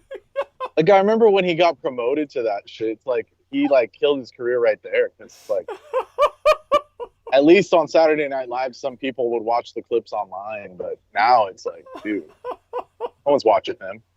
I don't think I've ever even seen an episode. That's why I was confused when you kept saying his name. I'm like, who the fuck is Seth? Oh, you thought it was some kind of a Kino cultist, right? Yeah. Who the fuck is that?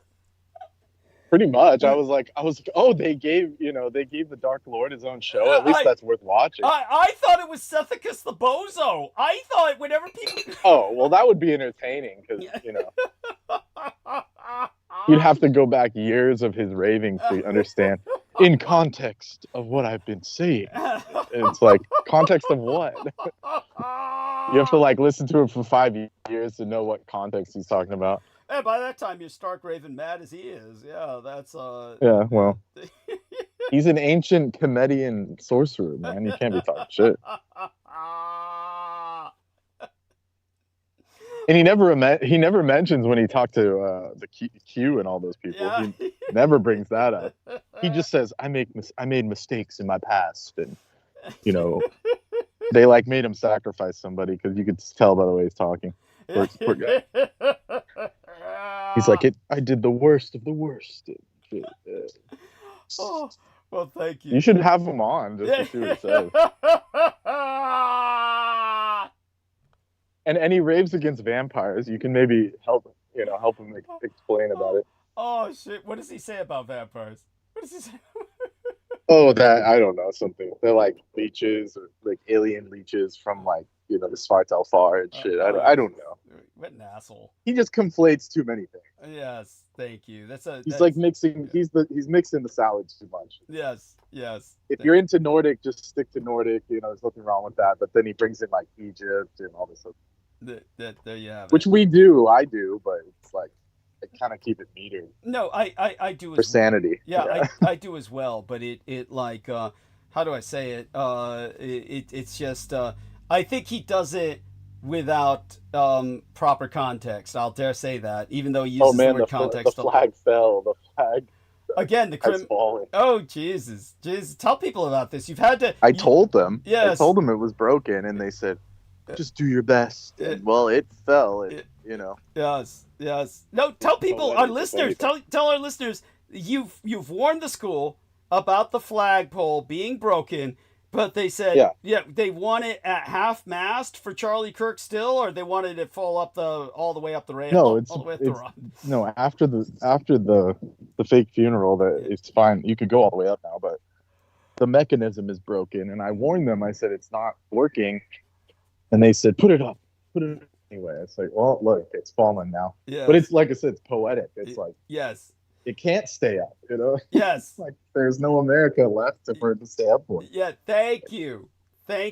Or at least not the one they knew. Yes. Yeah. Well, I mean, the one we knew wasn't all that. So it's, right. Yeah. But now it's. I mean, I honestly, at this point, just let's get a gold embroidered one for Trump. Like, you might as well go a full 9 yards. Oh shit! If he's gonna change everything, we might as well go full, make it look good. Yeah. Get the spray paint gold out. And the thing is, no one would bat an eye. They would say, "Yes, Trump edition," like the Bible. That's the most anti-Christian thing I've ever seen. Yeah, a Trump gold Bible. Edition. Did I send that to you guys? I don't believe so. Yeah, and it was called the Gold Edition. Oh, the Gold Edition one. Jesus. Where you pay an extra $100 for his name and gold cover. Oh, Jesus. Like, talk about, anti-Jesus teaching. This is Herodian. This is Herodian level at this point. Yes. Yeah. Which they used to give them away. Now you have to pay extra for the gold one. Yeah, which by the way, if Aaron Tice ever comes back on again, Aaron Tice will have to tell that whole analysis over again about how he was talking to Peter Moon for years, and Peter Moon denied the Christ and would say there's no such thing as Christ. There's no such thing as Christ is only a concept. There's no historical Christ, which, by the way, Brooke Gibson would also say that very bizarrely. Like, if there was a Christ historically, which is an odd thing for her to say, but with Peter Moon, he was adamant. There was no Christ, and yet Peter Moon would tell Aaron Tice, Herod existed. Herod historically existed, yet Herod's entire trip was he had to kill Christ. That was Herod's entire trip was, if I don't kill Christ. How did the what is it called? They're called astrotheologists. Yeah. How do they rationalize those historical figures that were involved with Christ? That's if he was just a concept, which he pretty much the mythology is a concept, but obviously there was a person there doing something, right? Mm-hmm. In the name of the Christ figure. Yes. And that, and the Herodian thing proves it. Yes. So how do they rationalize that? Yeah, it just goes to show. Well, I think the way they rationalize. Oh, you all right there? Are you hearing the gunshots? Did you hear that? Oh shit! There's gunshots. I heard it. Or something. I heard it. It's a car backfiring. Yeah, either that or a car backfiring. We can help. Yeah, that's. Well, I know I'm not in the Tenderloin, so we know it's not a gun. Well, you still never know. I mean, there's people with guns everywhere, all over the United States. So watch yourself. Right. And Right. get down when you But hear it. anyway, so the Herodian thing. Yeah, Let me just finish my thought on that. of And then course. you can continue. It's like the only person that's given an explanation is Ralph Ellis, and he says there was this king that was named Jesus, King Jesus, in the Holy Land at the same time. That was basically the historical Christ, essentially, and he had a full-on kingdom and laws and everything. So I guess that's one way to, rationalize it. Yeah, I don't buy that at all, but still, it's a rash. We'll call it a notion. Well, it's better. It's better than just the notion that he didn't exist, and then how do you explain Herod? That's what yes. it Well, comes down to. Yeah. Well, the here's what's going on with those people. Basically, they're Herodian heretics who are trying to honor Herod by denying King Jesus, because that way there's no competition for the throne. In other words, there's no contestation of Herod's throne if you say there is no Christ. So they're trying to, Yes. That's Edomite. That's pure Edomite. So when somebody's coming from that angle, oh, Christ didn't exist, but Herod did, that's pure Edomite, which is what Aaron Tice's point was. So hopefully he'll come back on record and say it again. He seems very reluctant to come back on record to say any of these things again. So, but he did on record before. So hopefully, he'll do it again. But other than that, it has been said and it has been recorded. Now, like I said, right now we're dealing with something that's almost paltry, but I'll get serious in a moment. But we're heading towards the very serious elements of tonight's topics. We start with the easier to handle shit, and it's going to get harder, and it's going to get ugly. But I do want people to know that, if they get rid of all these late night, if they sweep up late night, which is the bane of Trump's existence because he's living in the past and he still thinks they're telling the same jokes about him every night. Well, they are. But once they're all gone, once that happens, well, that's all they got left. Yeah. They're never doing anything. Yeah, it's true. Yeah. Yeah, our miserable mosaic president will move on to making all of us miserable in some other way, and some other way after that, and on until there's nothing good or truthful left. You'll be living in a history where there's no Christ, but there's sure as fuck Herod, eternally in place, his ass on his golden throne, pissing down on all of us. Now, throughout Trump's ruinous second midterm, I have done a fairly effective job of keeping my head on straight and getting on with my life. Over the last few weeks, I felt as if that ability had been forcibly taken from me. I never realized that I needed, in some small way, not personally, but in the abstract, Jimmy Kimmel to prosper this badly. And I'll wager you didn't either. He was... What? You know what I mean, just only in the sense that when Trump takes him out, just makes it easier for everyone else to be taken out. And Jimmy Kimmel's taken out. Like Whatever I said. you say. No, I get what you're saying. Look, I get it. Yeah, Trump might as well clean up all late night, and he's doing us a favor. Yes, I get it. I mean, look, I'm right there with you. Well, I can contextualize. It's like I'm saying that because he doesn't. It's like almost like they've ignored or overlooked the internet side of it. Yes. Like, Yeah. Because it's like even people that were watching those shows, they were just watching clips that were made into shorts as content creating. Yes, like yes. If anybody's watching these things, it's elderly people on their deathbeds, literally. I mean, we're talking about people in senior centers. We're talking about people in hospices. These are the people watching late night. Okay, I mean, it's like so, but he's taken away from them. Granted, they all voted and for you him. remember the last incident, whatever you want to call it, when they tried to cancel everyone online, and that blew back so bad on YouTube. The most powerful company on earth had to make amends. Yeah. So like the internet's too big and too unregulated of a market that if they crack down too much, they know they'll lose money. Yeah. So that's why they only hit at stupid TV. Yeah.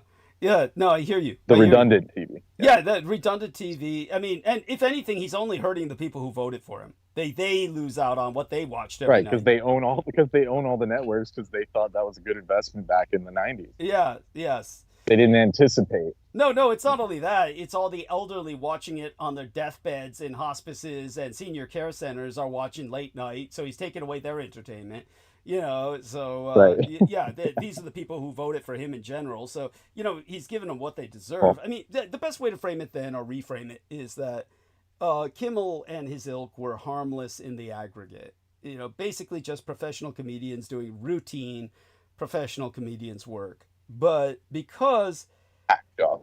yeah, because they dared to attract the eye of Sauron, he's now forever exiled upon those desert sands whereon his persecutors should still be wandering.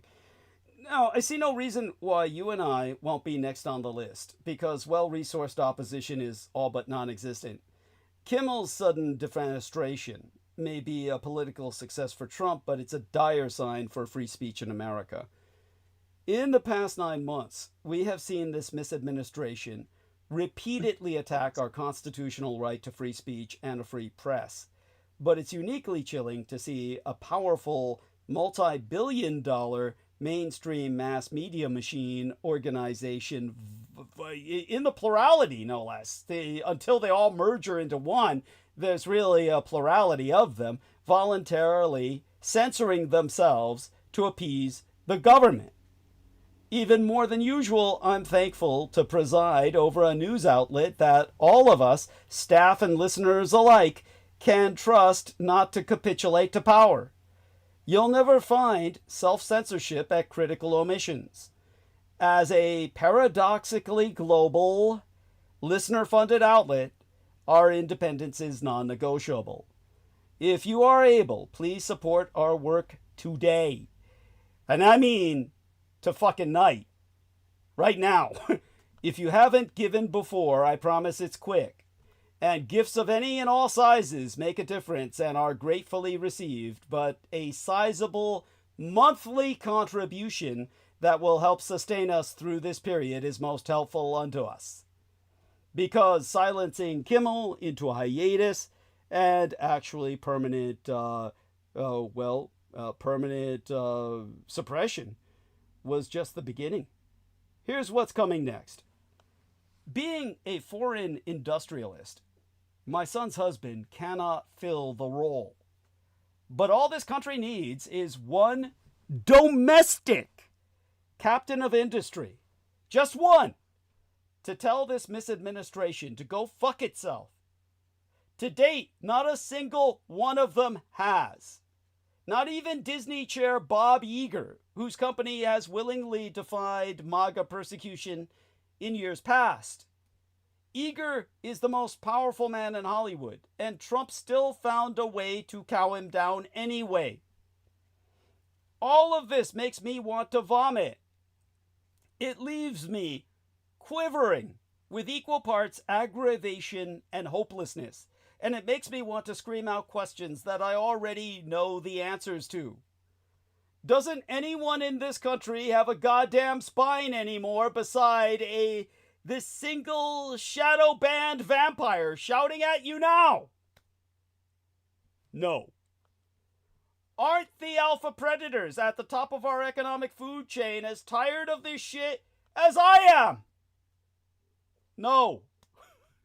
Don't they have enough money already? No. Well, no, because the stocks and the gold are highest they've ever been. So until that implodes, they won't say a peep, I guarantee you. Thank you. Thank you. Will avenging the ghost of Charlie Kirk solve any of this country's problems? No. And where the fuck are Democrats on all this? Peacefully asleep under their 500 thread bed linens. That's the answer to that one. Every question I ask makes me feel bilious, and every answer maketh me feel worse. I pray all of these people end up in a hell that's worse than the one they're constructing right in front of us. I don't just feel embarrassed to be an American in the wake of Kimmel's firing and the super mega church Circle KIRK, I actively dislike being American because of it. I wish I was living in fucking Norway or something. Did you know that Sinclair aired an hour-long tribute to KIRK in place of Kimmel's show on Friday night? What did those... Oh no, they chickened out. They did chickened out. They chickened out. I was like, Yeah. They played some rerun or something oh my instead. Thank you. Thank you. Oh, thank God. I mean, what would those 60 minutes have entailed? Screenshots of tweets? Right. I fucking hate all of this. While Trump offers a golden ticket to be an American, Jimmy Kimmel's temporary termination, the megachurch masturbation of the Oh, Circle that's KIRK. okay. So that's what they did. Sorry to interrupt again, but What they instead they played, holy shit, they played Family Feud reruns and posted their tribute on the YouTube channel instead. That's funny. That's hysterical. Why? I don't know why. I can tell you why, because probably the majority of their viewership is liberal, and they just knew that if they put that Charlie Kirk ode up there, they would have been blasted to hell and back. It's just they would have been boycotted. They would have been boycotted too, you know. Well, apparently Disney lost billions. People were unsubscribing to their stupid Disney Plus. Good. Good. Well, their stock got pretty wide. Thank God. There is hope. There is hope. Thank you. I mean, while Trump offers this golden ticket to be an American, the super mega church Circle KIRK has made me ashamed to be one. In breaking news, in Trump's new letter to new Americans, the president just raised the fee for H-1B visas to $100,000, rebranding the immigration process as a MAGA rewards program. Plus, the United States citizenship test is now longer and with more history, which means I've got more work to do with the Blood Boys. Many of them are adopted from overseas, and they go through a citizenship process as they grow to legal age. Their adoption usually takes care of this, but Sugar Daddy, my son's husband, the name that we refer to him as for security reasons, he wants me to teach them more history to make certain they can pass their citizenship test even if they were taking it independently. I think it's a good backup. So at any rate, so that's why I've been working my ass off with catching up on my civics. We'll go into a bit of that now when it comes to citizenship here. The contrasting ways the president and his predecessors have greeted newly naturalized citizens show very different visions of what it means to be an American. President Donald Trump signed a proclamation requiring companies to pay a $100,000 fee to obtain H-1B worker visas.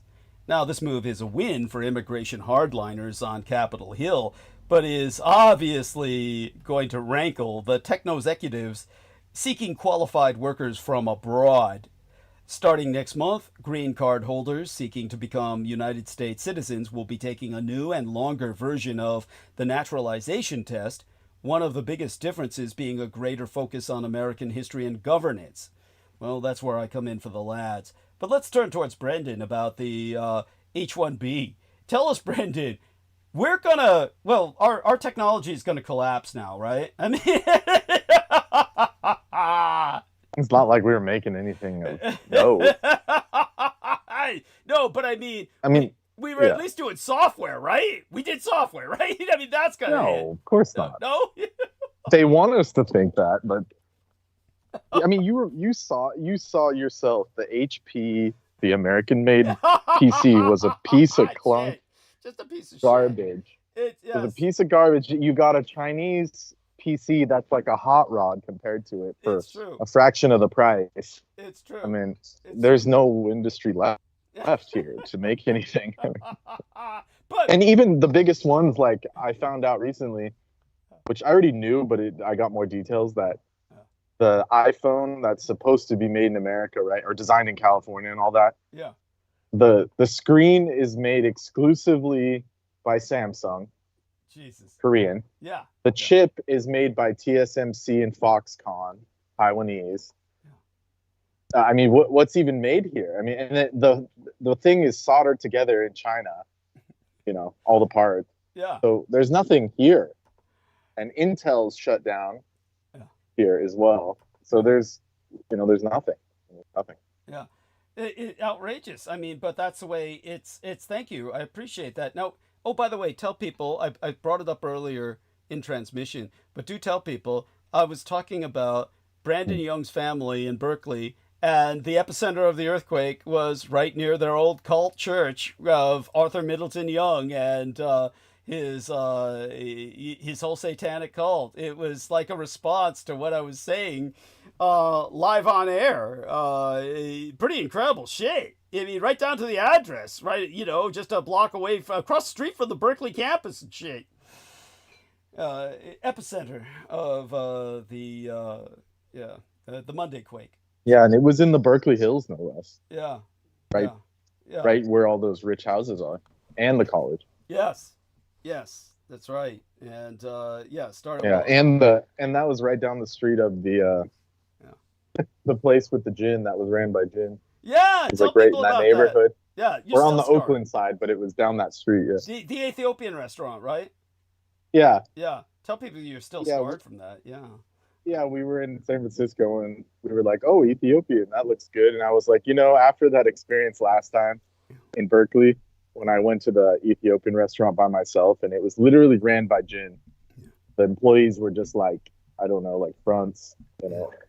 They're just there. Human sock puppets. Yeah, they're just there to, you know. But the Jin did not like my vibe. I was playing like Vedic music in my headphones. Like they definitely felt something. And they wouldn't serve me food. The Jin that owned the restaurant would not serve me food. I mean, let people know you waited. You like just like yeah. So I walked in and the place already smelled weird. It was like this fermenting smell, but it was something I never smelled before. Some odd kind of, you know, fermentation smell that was just strange. You know, it was just weird. And I've, you know, experienced almost every type of food or culture as far as culinary, including Ethiopian before. Anyway, so I ordered, they brought me the tea because they have like, it's almost like the Arabs learned the hospitality culture from the Jinn or something. Mm-hmm. Yeah. Because they brought me the tea. Yeah. Like, you know, you can't leave a man without his tea, right? Yeah. But they wouldn't bring me the food. Yeah. And so I finally went up after like an hour and a half, and because I was just sitting there, you know, doing some work on the phone, just, you know, relaxing, because I was in the area for a jewelry class. I was doing like some cultural building, learning how to make cloisonné enamel jewelry, and so I went there for dinner. But anyways, I was just chilling there, relaxing, and after like an hour or so, and there was people having libations. Like we're talking, like the restaurant was full. And I was by myself at a table. People were getting their food and everything. So I went up and I said, oh, excuse me, like, why is my food not done? And they said, oh, we're making the injera. So injera, if you don't know, is this flatbread from Ethiopia made out of teff. It's like a special type of grain. It's like a type of millet. It's called teff. And this is like a 4-day process. You have to like ferment it, grind it, and cook it. It's like there's no way you run out of that if you own restaurants. I mean, it's absurd, basically. Yeah. They cut you off? Let's see. They Can you hear me? Yeah, you faded after that. It's like almost absurd that that they wouldn't have that. Pre-made. Okay, so they wouldn't so you would have to have it made 3 days ahead of time. Yeah. And they cut you off again. You can go online and look. Yeah, you know, every time you bring up that bread, they cut you off. Okay, so am I audible now? Yes. Yeah, so the injera, like anyone could go online and look up how it's made, and it takes, I mean, any restaurant that's based on Ethiopian food has like mountains of it. You know, like there's no way they're running out. Yeah. You got like 3 days ahead of time in the fridge, you know, backup. Yeah. And everyone else was getting served, but they wouldn't serve me. So I said, look, hey, can I just, you know, I'm just going to pay for my tea, right? and the guy said, "Oh, okay, well, let me just go check with the boss." And before he could leave my presence, a woman from the back, like the back, like 3 doors in the back past the kitchen, comes out and says, "Oh, don't charge him for the tea." And I didn't tell her. None of us told her what the issue was or anything like that. Right. But she knew because the djinn had went back there and told her immediately Yeah. that I was trying to leave. And so she came up and she said, "Oh, the tea's on the house. It's, the owner gave it to you for free." But I didn't see any owner. It was just like the 2 workers. Yeah. Right. Yeah. And Yeah, I was like, "Oh, well, I appreciate it." And I tried to pay them and they said, "No, we insist. Yeah. Sorry about the inconvenience." Yeah. So I left. Yeah. But while I was sitting there for that hour, I was facing the outside door, right? The front door. Yeah. And there was like an open sign. Yeah. And the open sign, right around closing time, that's how long I was waiting, that to where they closed the restaurant. The open sign just clicked off. And I was sitting there facing it. And this, like, you could see like the curtains move and just the string get pulled and the open sign turned off. Right? Wow.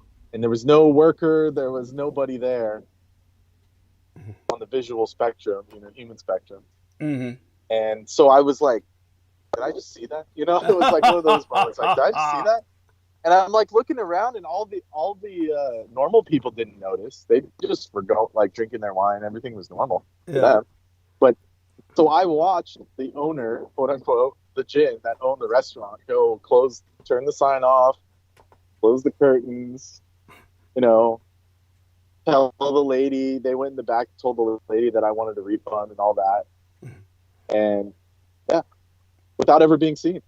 Thank you. Yeah, so, incredible stuff. And explaining that. Yeah. Yeah, but it's definitely believable to me. I've seen enough of that in Africa. When I was in Africa, I saw just this kind of thing. Yeah. So well, djinn are real. I mean, yeah. Absolutely. It's like and when I did that project I told you about the djinn and all that, I did, like, in college, I did a project on it for public speaking.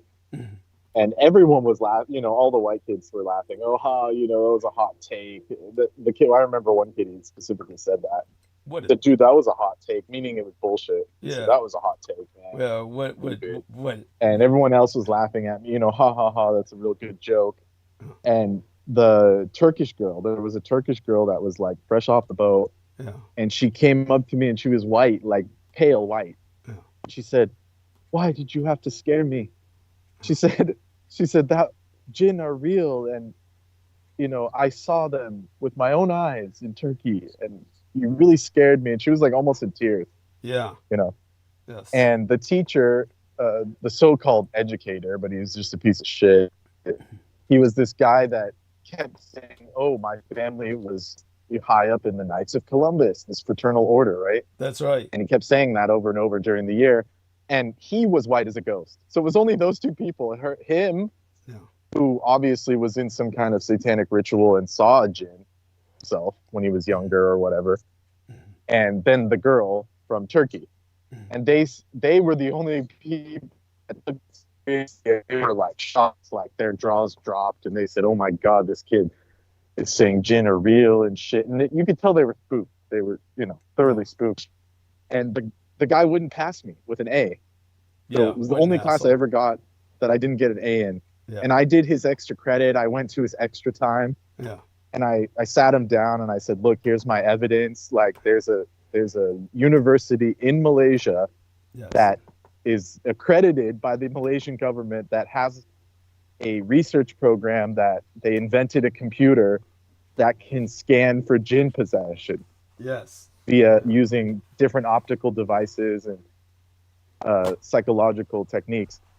And he said, "Yeah, that's cool, but I'm not giving you a passing grade, What an ass. Forget about it." And so, well, I mean, he gave me a passing grade, but to me, a B was insulting because I did everything he asked and did extra credit. Yes.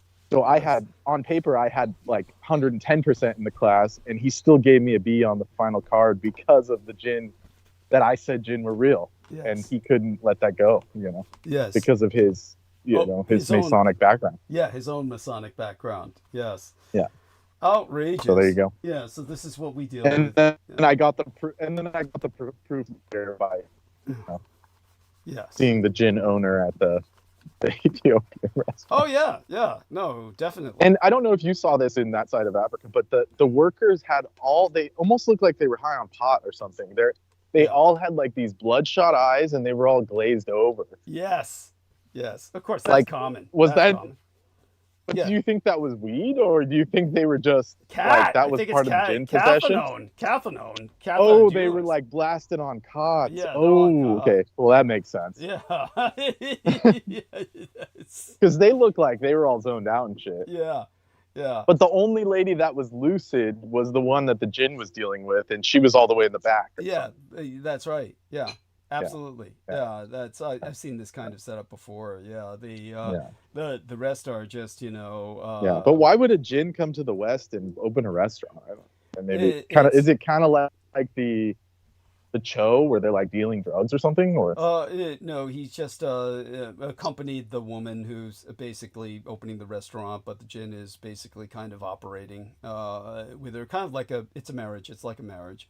In Oh, wow. Turkey, of course, this is like the girl who was there. Other parts, basically Turkey more than anywhere else in Asia Minor on the Anatolian Peninsula, people often claim to marry the jinn. And so there've been, you see newspaper articles about it, like, oh, a professor's married to a jinn, and they'll say, oh, we went to his house to interview him, but all we saw was a big frog, and he said, well, that's what she turned into because she doesn't like your company.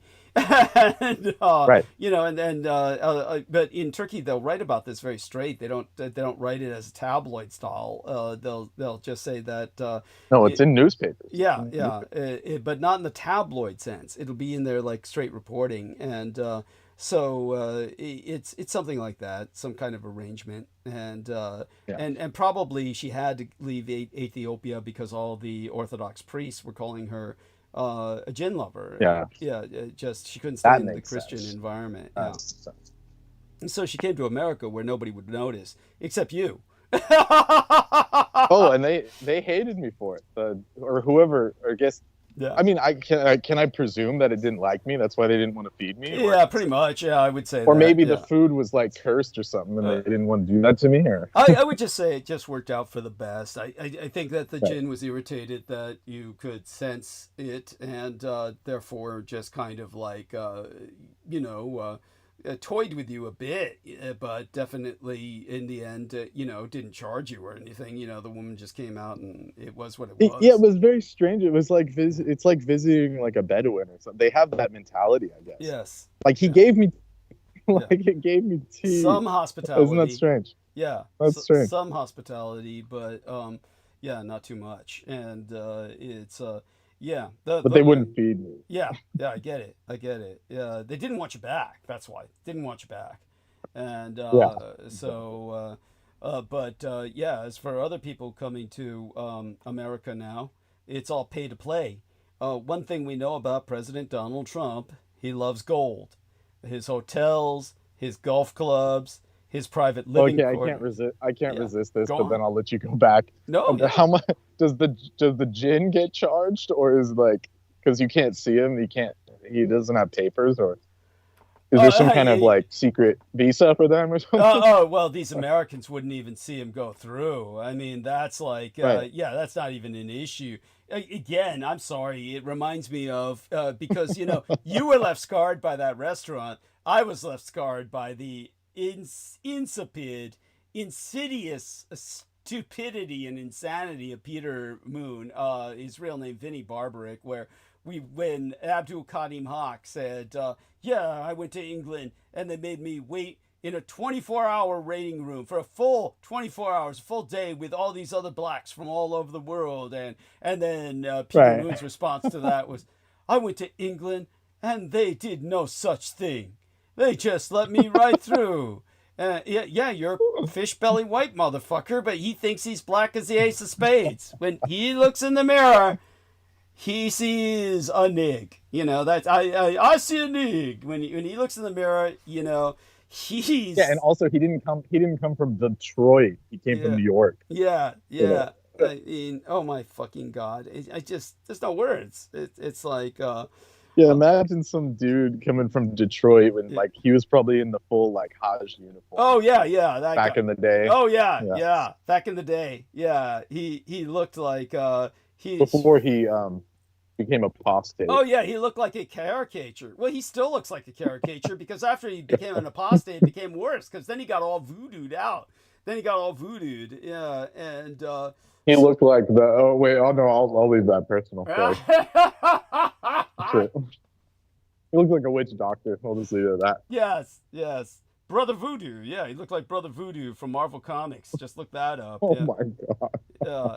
And but yeah, so yes, for letting people in now, Trump loves his fucking gold. His private living quarters is well dripping with it. His proprietary high top sneakers and coffee grounds, all of it is to some extent coated the same opulent shade. And even the Oval Office is now distinctly more golden than it was during the Biden years. Now the president is taking his gold paintbrush to our nation's immigration policies. Enter the Trump gold card. Not a credit card, but a new pathway to immigration, offering wealthy foreigners a fast track to permanent residency in the United States. Okay, well, we just got a message here, notification. Well, this is ballsy. Okay, yeah, there we are. Good morning, evening, Douglas. I'll be on in 5 minutes. Well, George Knight will join us. We'll see how long he joins us, and I'm okay with it. Yeah, but I do got to get back eventually to monologuing on extraordinarily serious topics because we're going to get real hard and heavy. Yeah, hot and heavy, hard and heavy with the theology, the situation of race relations, because I have every intention of getting to Irina and her murder, and this is going to make people, it's going to spin their heads around because they don't know what direction I'm coming from, but I'm coming in a direction of true balance here. Whites and blacks both make this the world's darkest continent. Just always bear that in mind. And it's as an Asian, I can tell you that certainly I've got plenty to disagree with many of the Asians in America, but mostly that's because they buy into the system. They really believe it, and for that they're fools. But what I don't, but in terms of real, just plain evil, it's blacks and whites. They're just opposite ends of the scale, but they're equal in terms of their spectrum. All right then. To continue with what I'm saying, this was launched on Friday by executive order alongside a restrictive new update to the H-1B program. The Trump Gold Card offers potential immigrants a trade. In exchange for $1 million plus processing fees, the government will give you an EB-1 or EB-2 visa. The administration is hoping to add an even more exclusive tier in the form of the $5 million Plus Trump processing fees. What a hack job! Yes, thank Jesus you. Christ! As Thank if the 100,000 doesn't cover that. $1 million. $1 million. What? Yeah, it's just. Or yeah, either way, yeah. Yeah. Yeah. Honestly, they failed with the $5 million Trump Platinum card. That of course nobody was taking it, so they just had to lower the price by 80% to the $1 million card. That's why they decided to add the processing fees. Well, we couldn't get $5 million from anyone, but all of this gives recipients 270 days residency in the United States with no tax on non-United States income. So we become an offshore tax dodge.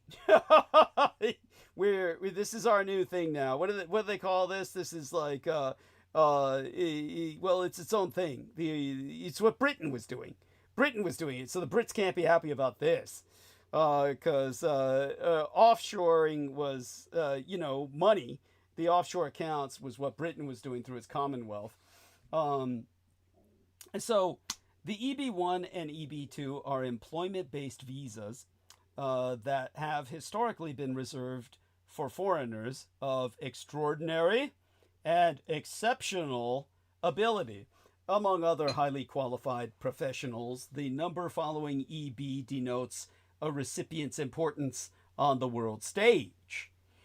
Now, United States Citizenship and Immigration Services suggests that a Pulitzer Prize or an Olympic medal might be part of winning EB1 application.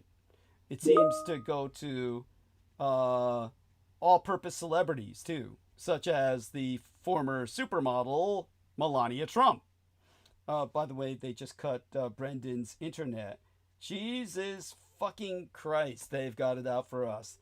I'm like, oh my God. Well, Brendan, jump back on bandwidth if you can. Okay, so here we are. I'll send him that note. Okay, jump back on bandwidth if you can. Bandwidth. If when you can. If/when you can. Okay. And there we are.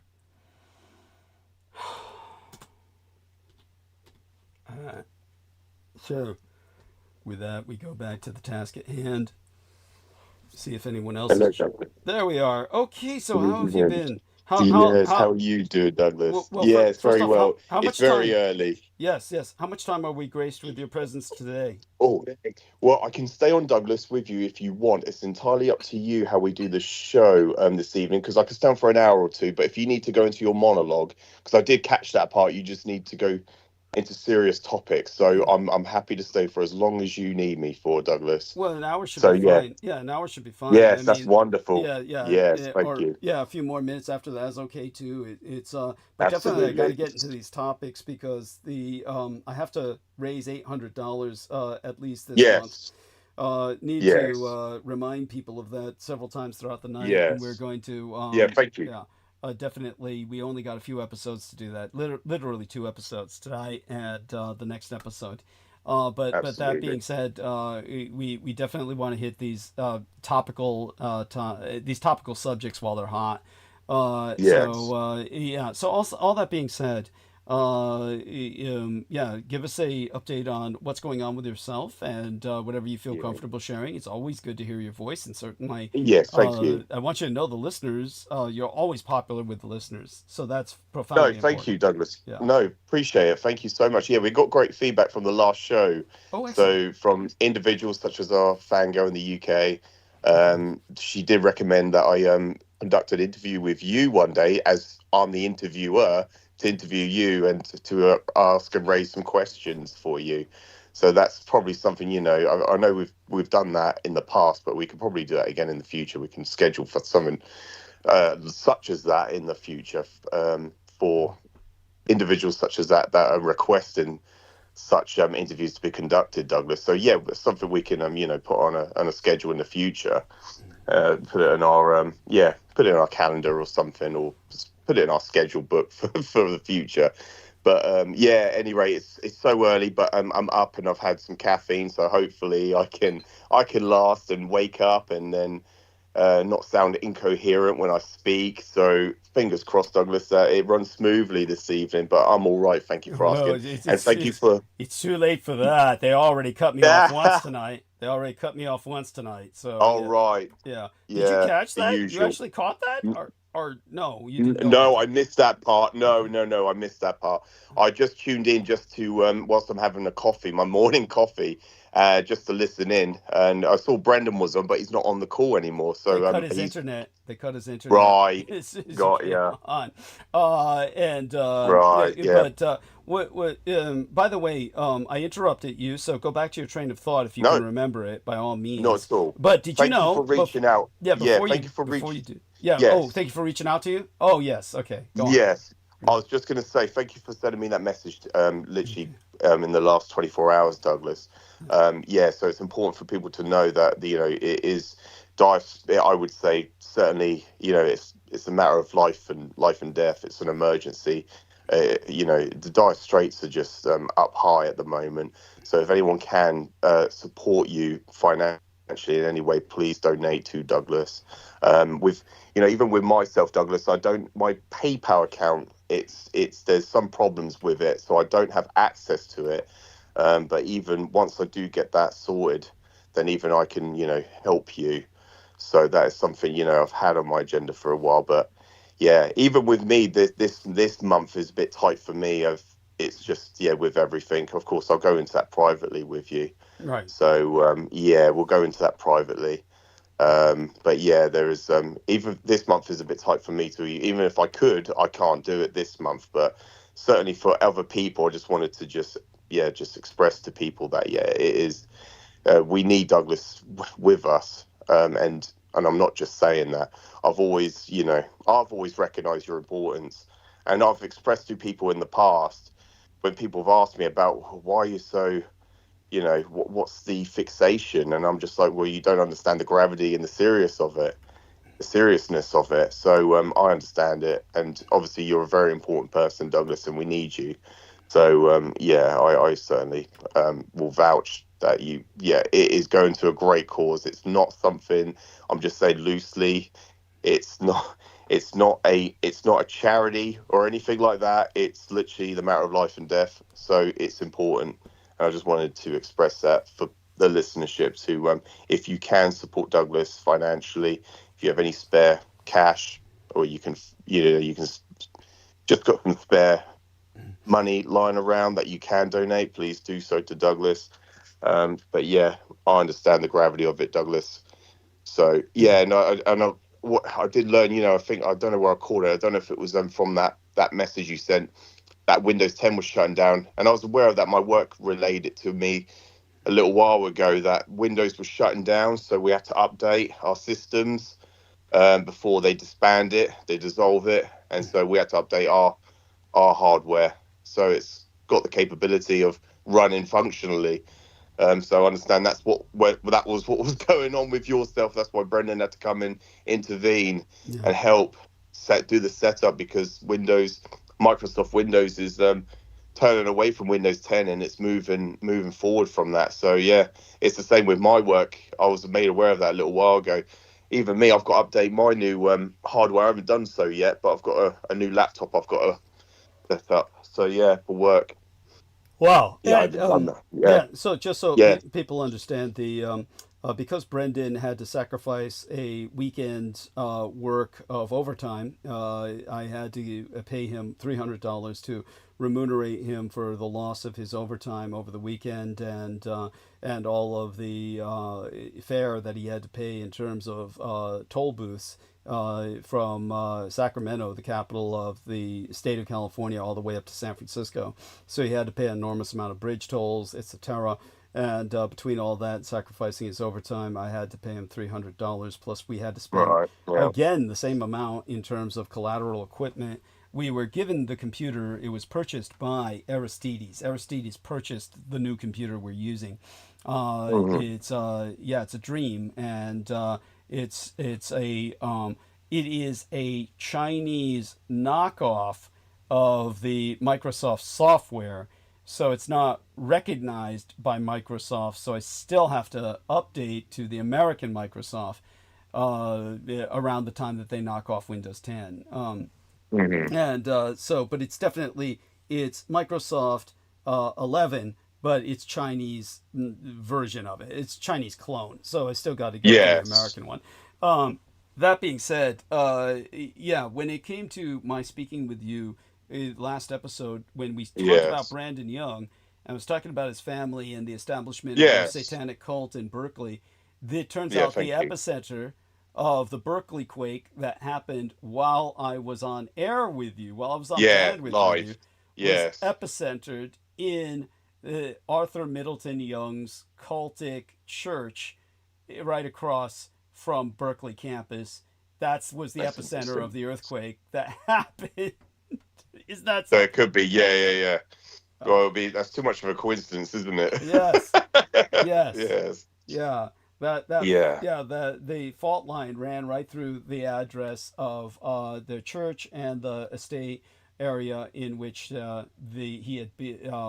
which Brandon Young's father, Michael Payne, had beaten his grandmother into brain death. Right, So yeah, I right, yeah. mean, for that earthquake to happen at that time while I'm talking about it, well, that's a sign from below. It's a sign from below is the best way Yeah, it's to. not above. Yes. Ah, Yes. holy Yeah, much shit! appreciated. Well, Yeah, there that's you go. yeah, And that's startling. yeah, Yes, thank you, Douglas, for sharing that. yeah. Yeah, much So appreciated. all such being said, yeah, we've got a lot going on. Obviously, Yes. yeah, Trump was in the United Nations, and but Yeah, oh yeah. yeah, so tell Yeah. us your impression about that and other things that you feel we should be paying attention to, or anything historical. Go Oh at it. yeah, no. Yeah, I'll go loosely, Douglas, this evening. I won't try and sound professional. I'll just literally throw it out there, straightforward speaking, so to That's good. speak. Yeah, it's something that sometimes works best for me. Certainly this time of day. But yeah, absolutely. I haven't had much time. I wanted to go back to review when you spoke at the beginning of the last transmission when I appeared on the show. And I'm hoping that the what's his name, Clutched 420, whatever, Super Clutch or whatever it goes by the name Yeah, on super YouTube clutch. by Super clutch. I can't Super remember the Clutch numbers. 420. Aristides actually Yes. remembers the numbers that come after his name, but yeah, go Oh, on. when I see Okay, 420, yeah, that it it says just pops 420. one thing into my Okay, yes, yeah, yes, and a okay. lot of people use that So you number. remembered it then. So you Yeah, remember. Why do yeah. they use that number? What does it signify? It's to do with getting high. It's to do Okay. with pot smokers. That's all I recognise it by. Okay, Thankfully, got because it. I've never Oh, tried it's it. the I've never. month and the date that the pot was Yes, legalized. Got it. yes. Yes. So people have used that for decades now. Yeah. Yeah, So but I've that's been it's aware of it Hitler's since I was a birthday. It's Hitler's birthday. yeah, exactly. And it's also Hitler's the fourth month of the 20th day. 25th, the Yes. fourth month, My right? father's birthday and your father's birthday, Yes, that's Douglas. So right. That's yes, right. they Well, you share have the to same you have to birthday. tell people so they don't take that in the cultic sense. You have to tell them that your actual No, biological father's birthday is that day. Yes. exactly. Yeah, and we're both Libras. There's quite a few, there's quite a few similarities between us. Yeah. And so yeah, that's what we share, Douglas. But yeah, it's important. But yeah, no, hopefully he's saved that and probably uploaded it, because if he wasn't going to do it, I'm going to do it when I've got the time. But I've been so busy this week. I've had one thing after another to sort out and then to do, and but today is a chilled out day for me, Douglas. Today is just a chilled out day, which is great. I'm looking forward to the rest of the day, but hopefully I can be able to listen to the rest of the show whilst you're speaking and I've departed, because I'm looking forward to listening to about it's if I'm please excuse me if I pronounce the name wrong. It's Irina, isn't it? The Yes. Ukrainian girl that got fatally murdered Yes. on that. Is it a tube or a bus? Because people keep conflating it. It was I understood it was a train. It was a commute. It was a That's journey home from work. yes. Yeah, Yes. It and she was was it. targeted. Yes. Yeah, Yes. It's Irina Zalrutska. I will. Zalutska. Yeah. Yes. Will when I start talking about her, people will wish I never had.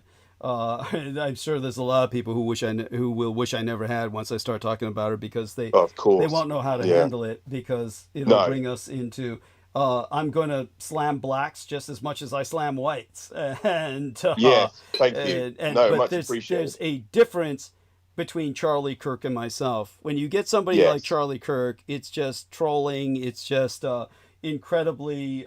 He's just attacking. Yeah. He conducts an ad hominem attack. I'll give Ad examples hominem of that. attack, and it's Yeah, offensive. Yeah, yeah, as in, yeah, he goes on what would you call it? The offensive. He yeah, goes directly on the attack mode, yeah, so to speak. Yes. yeah. Yeah. But he's Carry on. doing that Sorry to cut you intentionally. off. There's a Yeah, method to his that's his madness. tactic. Yeah, Yeah. his he of course embodies madness, but the method to his madness is that he is intentionally provocative in the most Yes. negative sense. Antagonizing. The difference Yes. between he Agree. and I is that I will back up everything I say Yes. historically. So Yes. and That's the difference. yes, Yes. it's I'm not coming at it from a pseudo biological perspective where I'm even saying something about a racial trait or a genetic trait, where say for instance your typical racist will come across with this kind of biological differences. I have always insisted on the reality of race, and I insist that it must be recognized. But when I'm speaking about entire communities that are implicit in essentially a negative behavior pattern, then I go into the history. So the history is all I need to go into to prove my point. And it's bad enough for most people, and they'll automatically say it's racist. But that's why I'm trying to complete my circuit of my thought process with Charlie Kirk first to show you that's racist. Okay, this is racist. Absolutely. Yeah, as opposed to what I'm going to say, which is acknowledging race, but it's not racist to say that whites have this history of genocide and blacks have this history of crime. Exactly. There is nothing. No, exactly. Yeah. I know what you mean. Yes. There's nothing irrational about saying that. It's hard to put into words for people to understand as well. People don't understand the difference between like a pathological.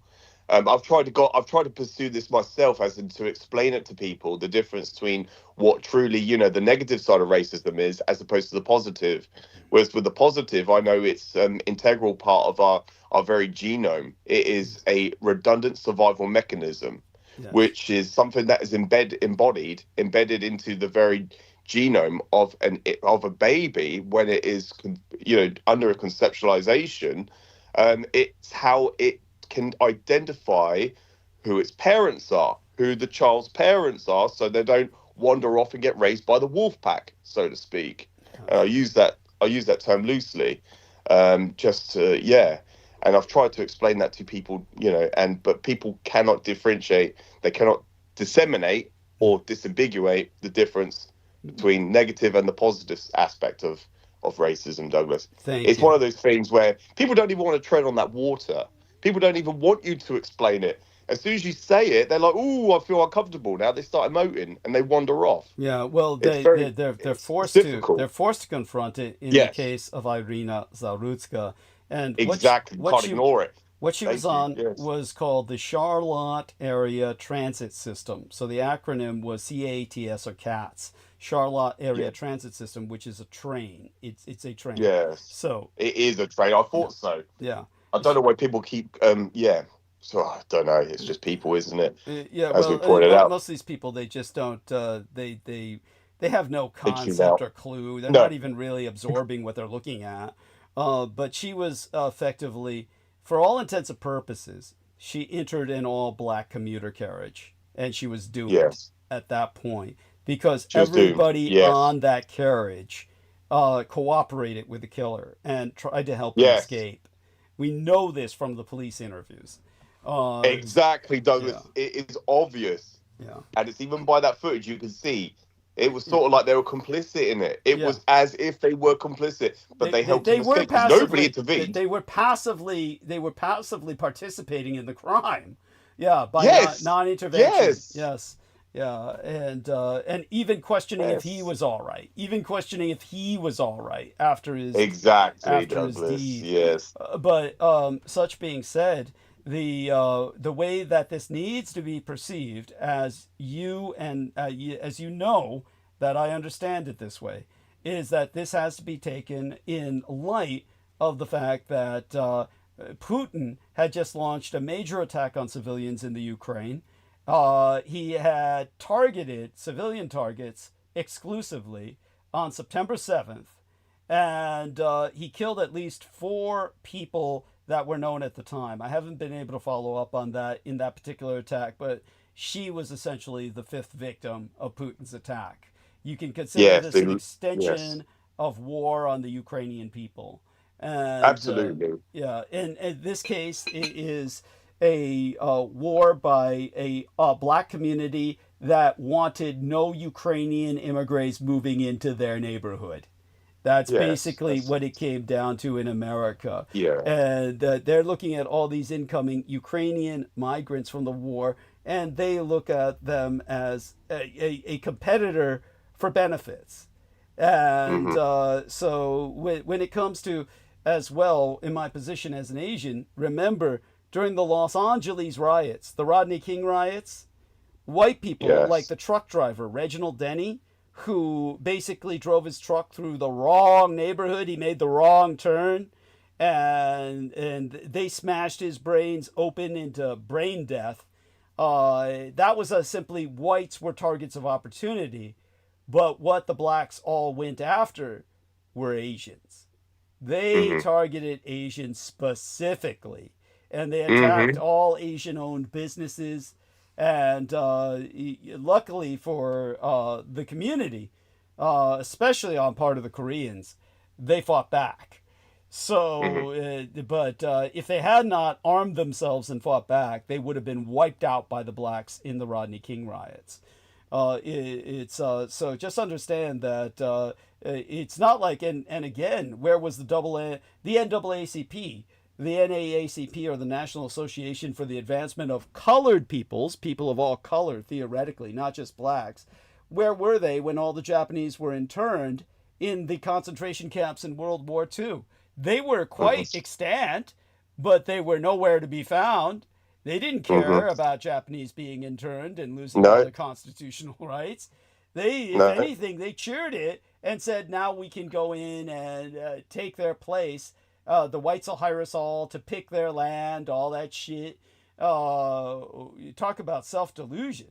Yeah. This is what we're dealing with. It's not like the blacks as a community in America are any better than the whites. So Yeah. this is the darkest of all continents for a reason, and I'm stranded here among the black and Yeah. white savages, exposing the truth to both of them, and don't think either one of them likes it. Yeah. So Yeah, exactly, Douglas.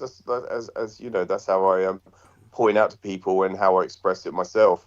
Is that in the UK, I'm met and I'm faced with two resistant movements to a paradigm shift. I'm dealing with roundheads on one side, and then you got the anti-Nazis on the other. It's like I'm contented with both of them. It's just like, yeah, you got two. Yeah, it's just you're just surrounded by savages. It's yeah, just there's no sense or reasoning with yeah. any of them. Thank you, thank you, It's and all pathological. yes, yes, All of it is, and and yeah. But yeah, no, and much very appreciated, Douglas. important. But yeah, Yeah. So we could go. Yes, we could go into. Yeah, I was going to mention. Yeah, the United Nations. Yeah, the United Nations Security Council gathering conference that was held recently, and you had yeah, Donald Trump. And the thing that made the headlines was when he was telling all the other countries, he goes, "All you countries out there, you got no border control, you got no, you got no illegal immigration restrictions. You know, you just let them in through the border. I'm really good at this. All your countries are going to hell." By the way, tell people, I don't know if you've had a chance to review the speeches from Poland and Estonia about the Russian violations of their I airspace. haven't. Okay, Thank you for bringing that to my attention. I I will, do want you to know because that that, would be yeah, they both bring yes. up nations that will help them, and they actually mention the Empire of Japan before they mention the United States or the United Kingdom. Wow. Yeah, so they say the Wow. Empire of Japan is above as far as they're concerned. The expectations that the United States or the United Kingdom would come to their aid. Of course, this is in Estonia and Poland, mind you. The Ukrainians are aware the British are on the ground helping them. Yes. But I guess the Estonians and the Polaki peoples, they're not expecting Britain to do the same for them. We do have to understand that Britain is going to be a long way before it's fully mobilized. How many years do you think? I do know some experts have said that they're going to mobilize as quickly as possible. But Absolutely. yeah, it's the Navy says it'll be ready in a few years, but Mhm. obviously it's very precarious for Britain right now. Absolutely. But Yeah. yeah, but continue whatever else impressions you have of that, as well as the Oh yeah. United Nations. I was And just yeah, I was just going to ask the audience, the viewers, a rhetorical question. So, who won the war, people? yes, Who won thank the you. Second World War? Yes, You thank tell me. you. You tell me again who won the Second World War? It certainly wasn't Russia. And if Japan are going to act first, it just shows you who's still at war. It's just there you go. Yeah, And yeah, that's why they would jump in before even we will. yeah, And it just shows you. Yeah, the gravity of the situation, Douglas. Yeah, that should make it very obvious. You can't be any more transparent than that. You can't be any more you can't be any. You can't make it clearer than that. But at any rate, yeah, thank you for bringing that to my attention. I will review their speeches. That's just wonderful. And then, yeah, you had Netanyahu. Then, he piped up because straight after Keir Starmer announced the recognition of the state of Palestine, then because people were pointing out, oh God, now we've got to pay $2 trillion in reparations for the mandate that we imposed on Palestine. So now the officials in Palestine are now demanding Britain pay £2 trillion sterling in reparations, and that's what they're all piping up about. These roundheads in the UK, and then you have Emmanuel Macron. Shortly after, recognized the Palestinian state, and then you had Benjamin Netanyahu, Benjamin Milosevic announced that he condemns the British and the French for the recognition of a Palestinian state, and he announced there will never be a Palestinian state. Well, there you go. Because what was Charlie Kirk and Ben Shapiro's stance? The first question, I know Ben Shapiro, whenever he conducted his offensive assault on young students or the young liberals, he would come out and say, do you recognize, what would he say? I'm trying Oh to God! remember. He would tell them. First off, it's one of those entrapment questions where that's it. A two-state yeah. solution. Yeah. Do you believe in a two-state solution? Yeah. And if the opponent said no, then he goes, then you call for the genocide of Israel. And so think about what Netanyahu has just said. Aren't the Israelis essentially? So I think the way he would say it would be if the person said yes to a two-state solution, he would accuse them of being genocidal toward Israel, right? Exactly. That's what it is. It's to drop them. It's ad hom attack, which would literally drop them into a trap. Yeah. It's literally, and then all of a sudden that person is discredited. It destroys their integrity for the rest of that dialogue between them. So that's how they operate with these so-called quote unquote debates. As we pointed out in the last show, Douglas, the whole objective to go into a debate is to lose the debate. You don't go into a debate with someone that you disagree with. You go into a debate with someone that you don't know something about, and you learn something at the end of it. Therefore, you are benefiting and you're winning because you're gaining from it. You don't just go in to conduct this trolling or assault just to make yourself look macho or flex, or to make yourself look, dominant. And that's what these individuals go in to do. Yeah. And as we point out, what makes us different to the rest of the pack, so to speak, Douglas, is that we go from the historical context, from a historical perspective. And I did listen, because when I tuned in earlier, I mentioned about Peter Moon denied the historical Jesus Christ. Yes. The historical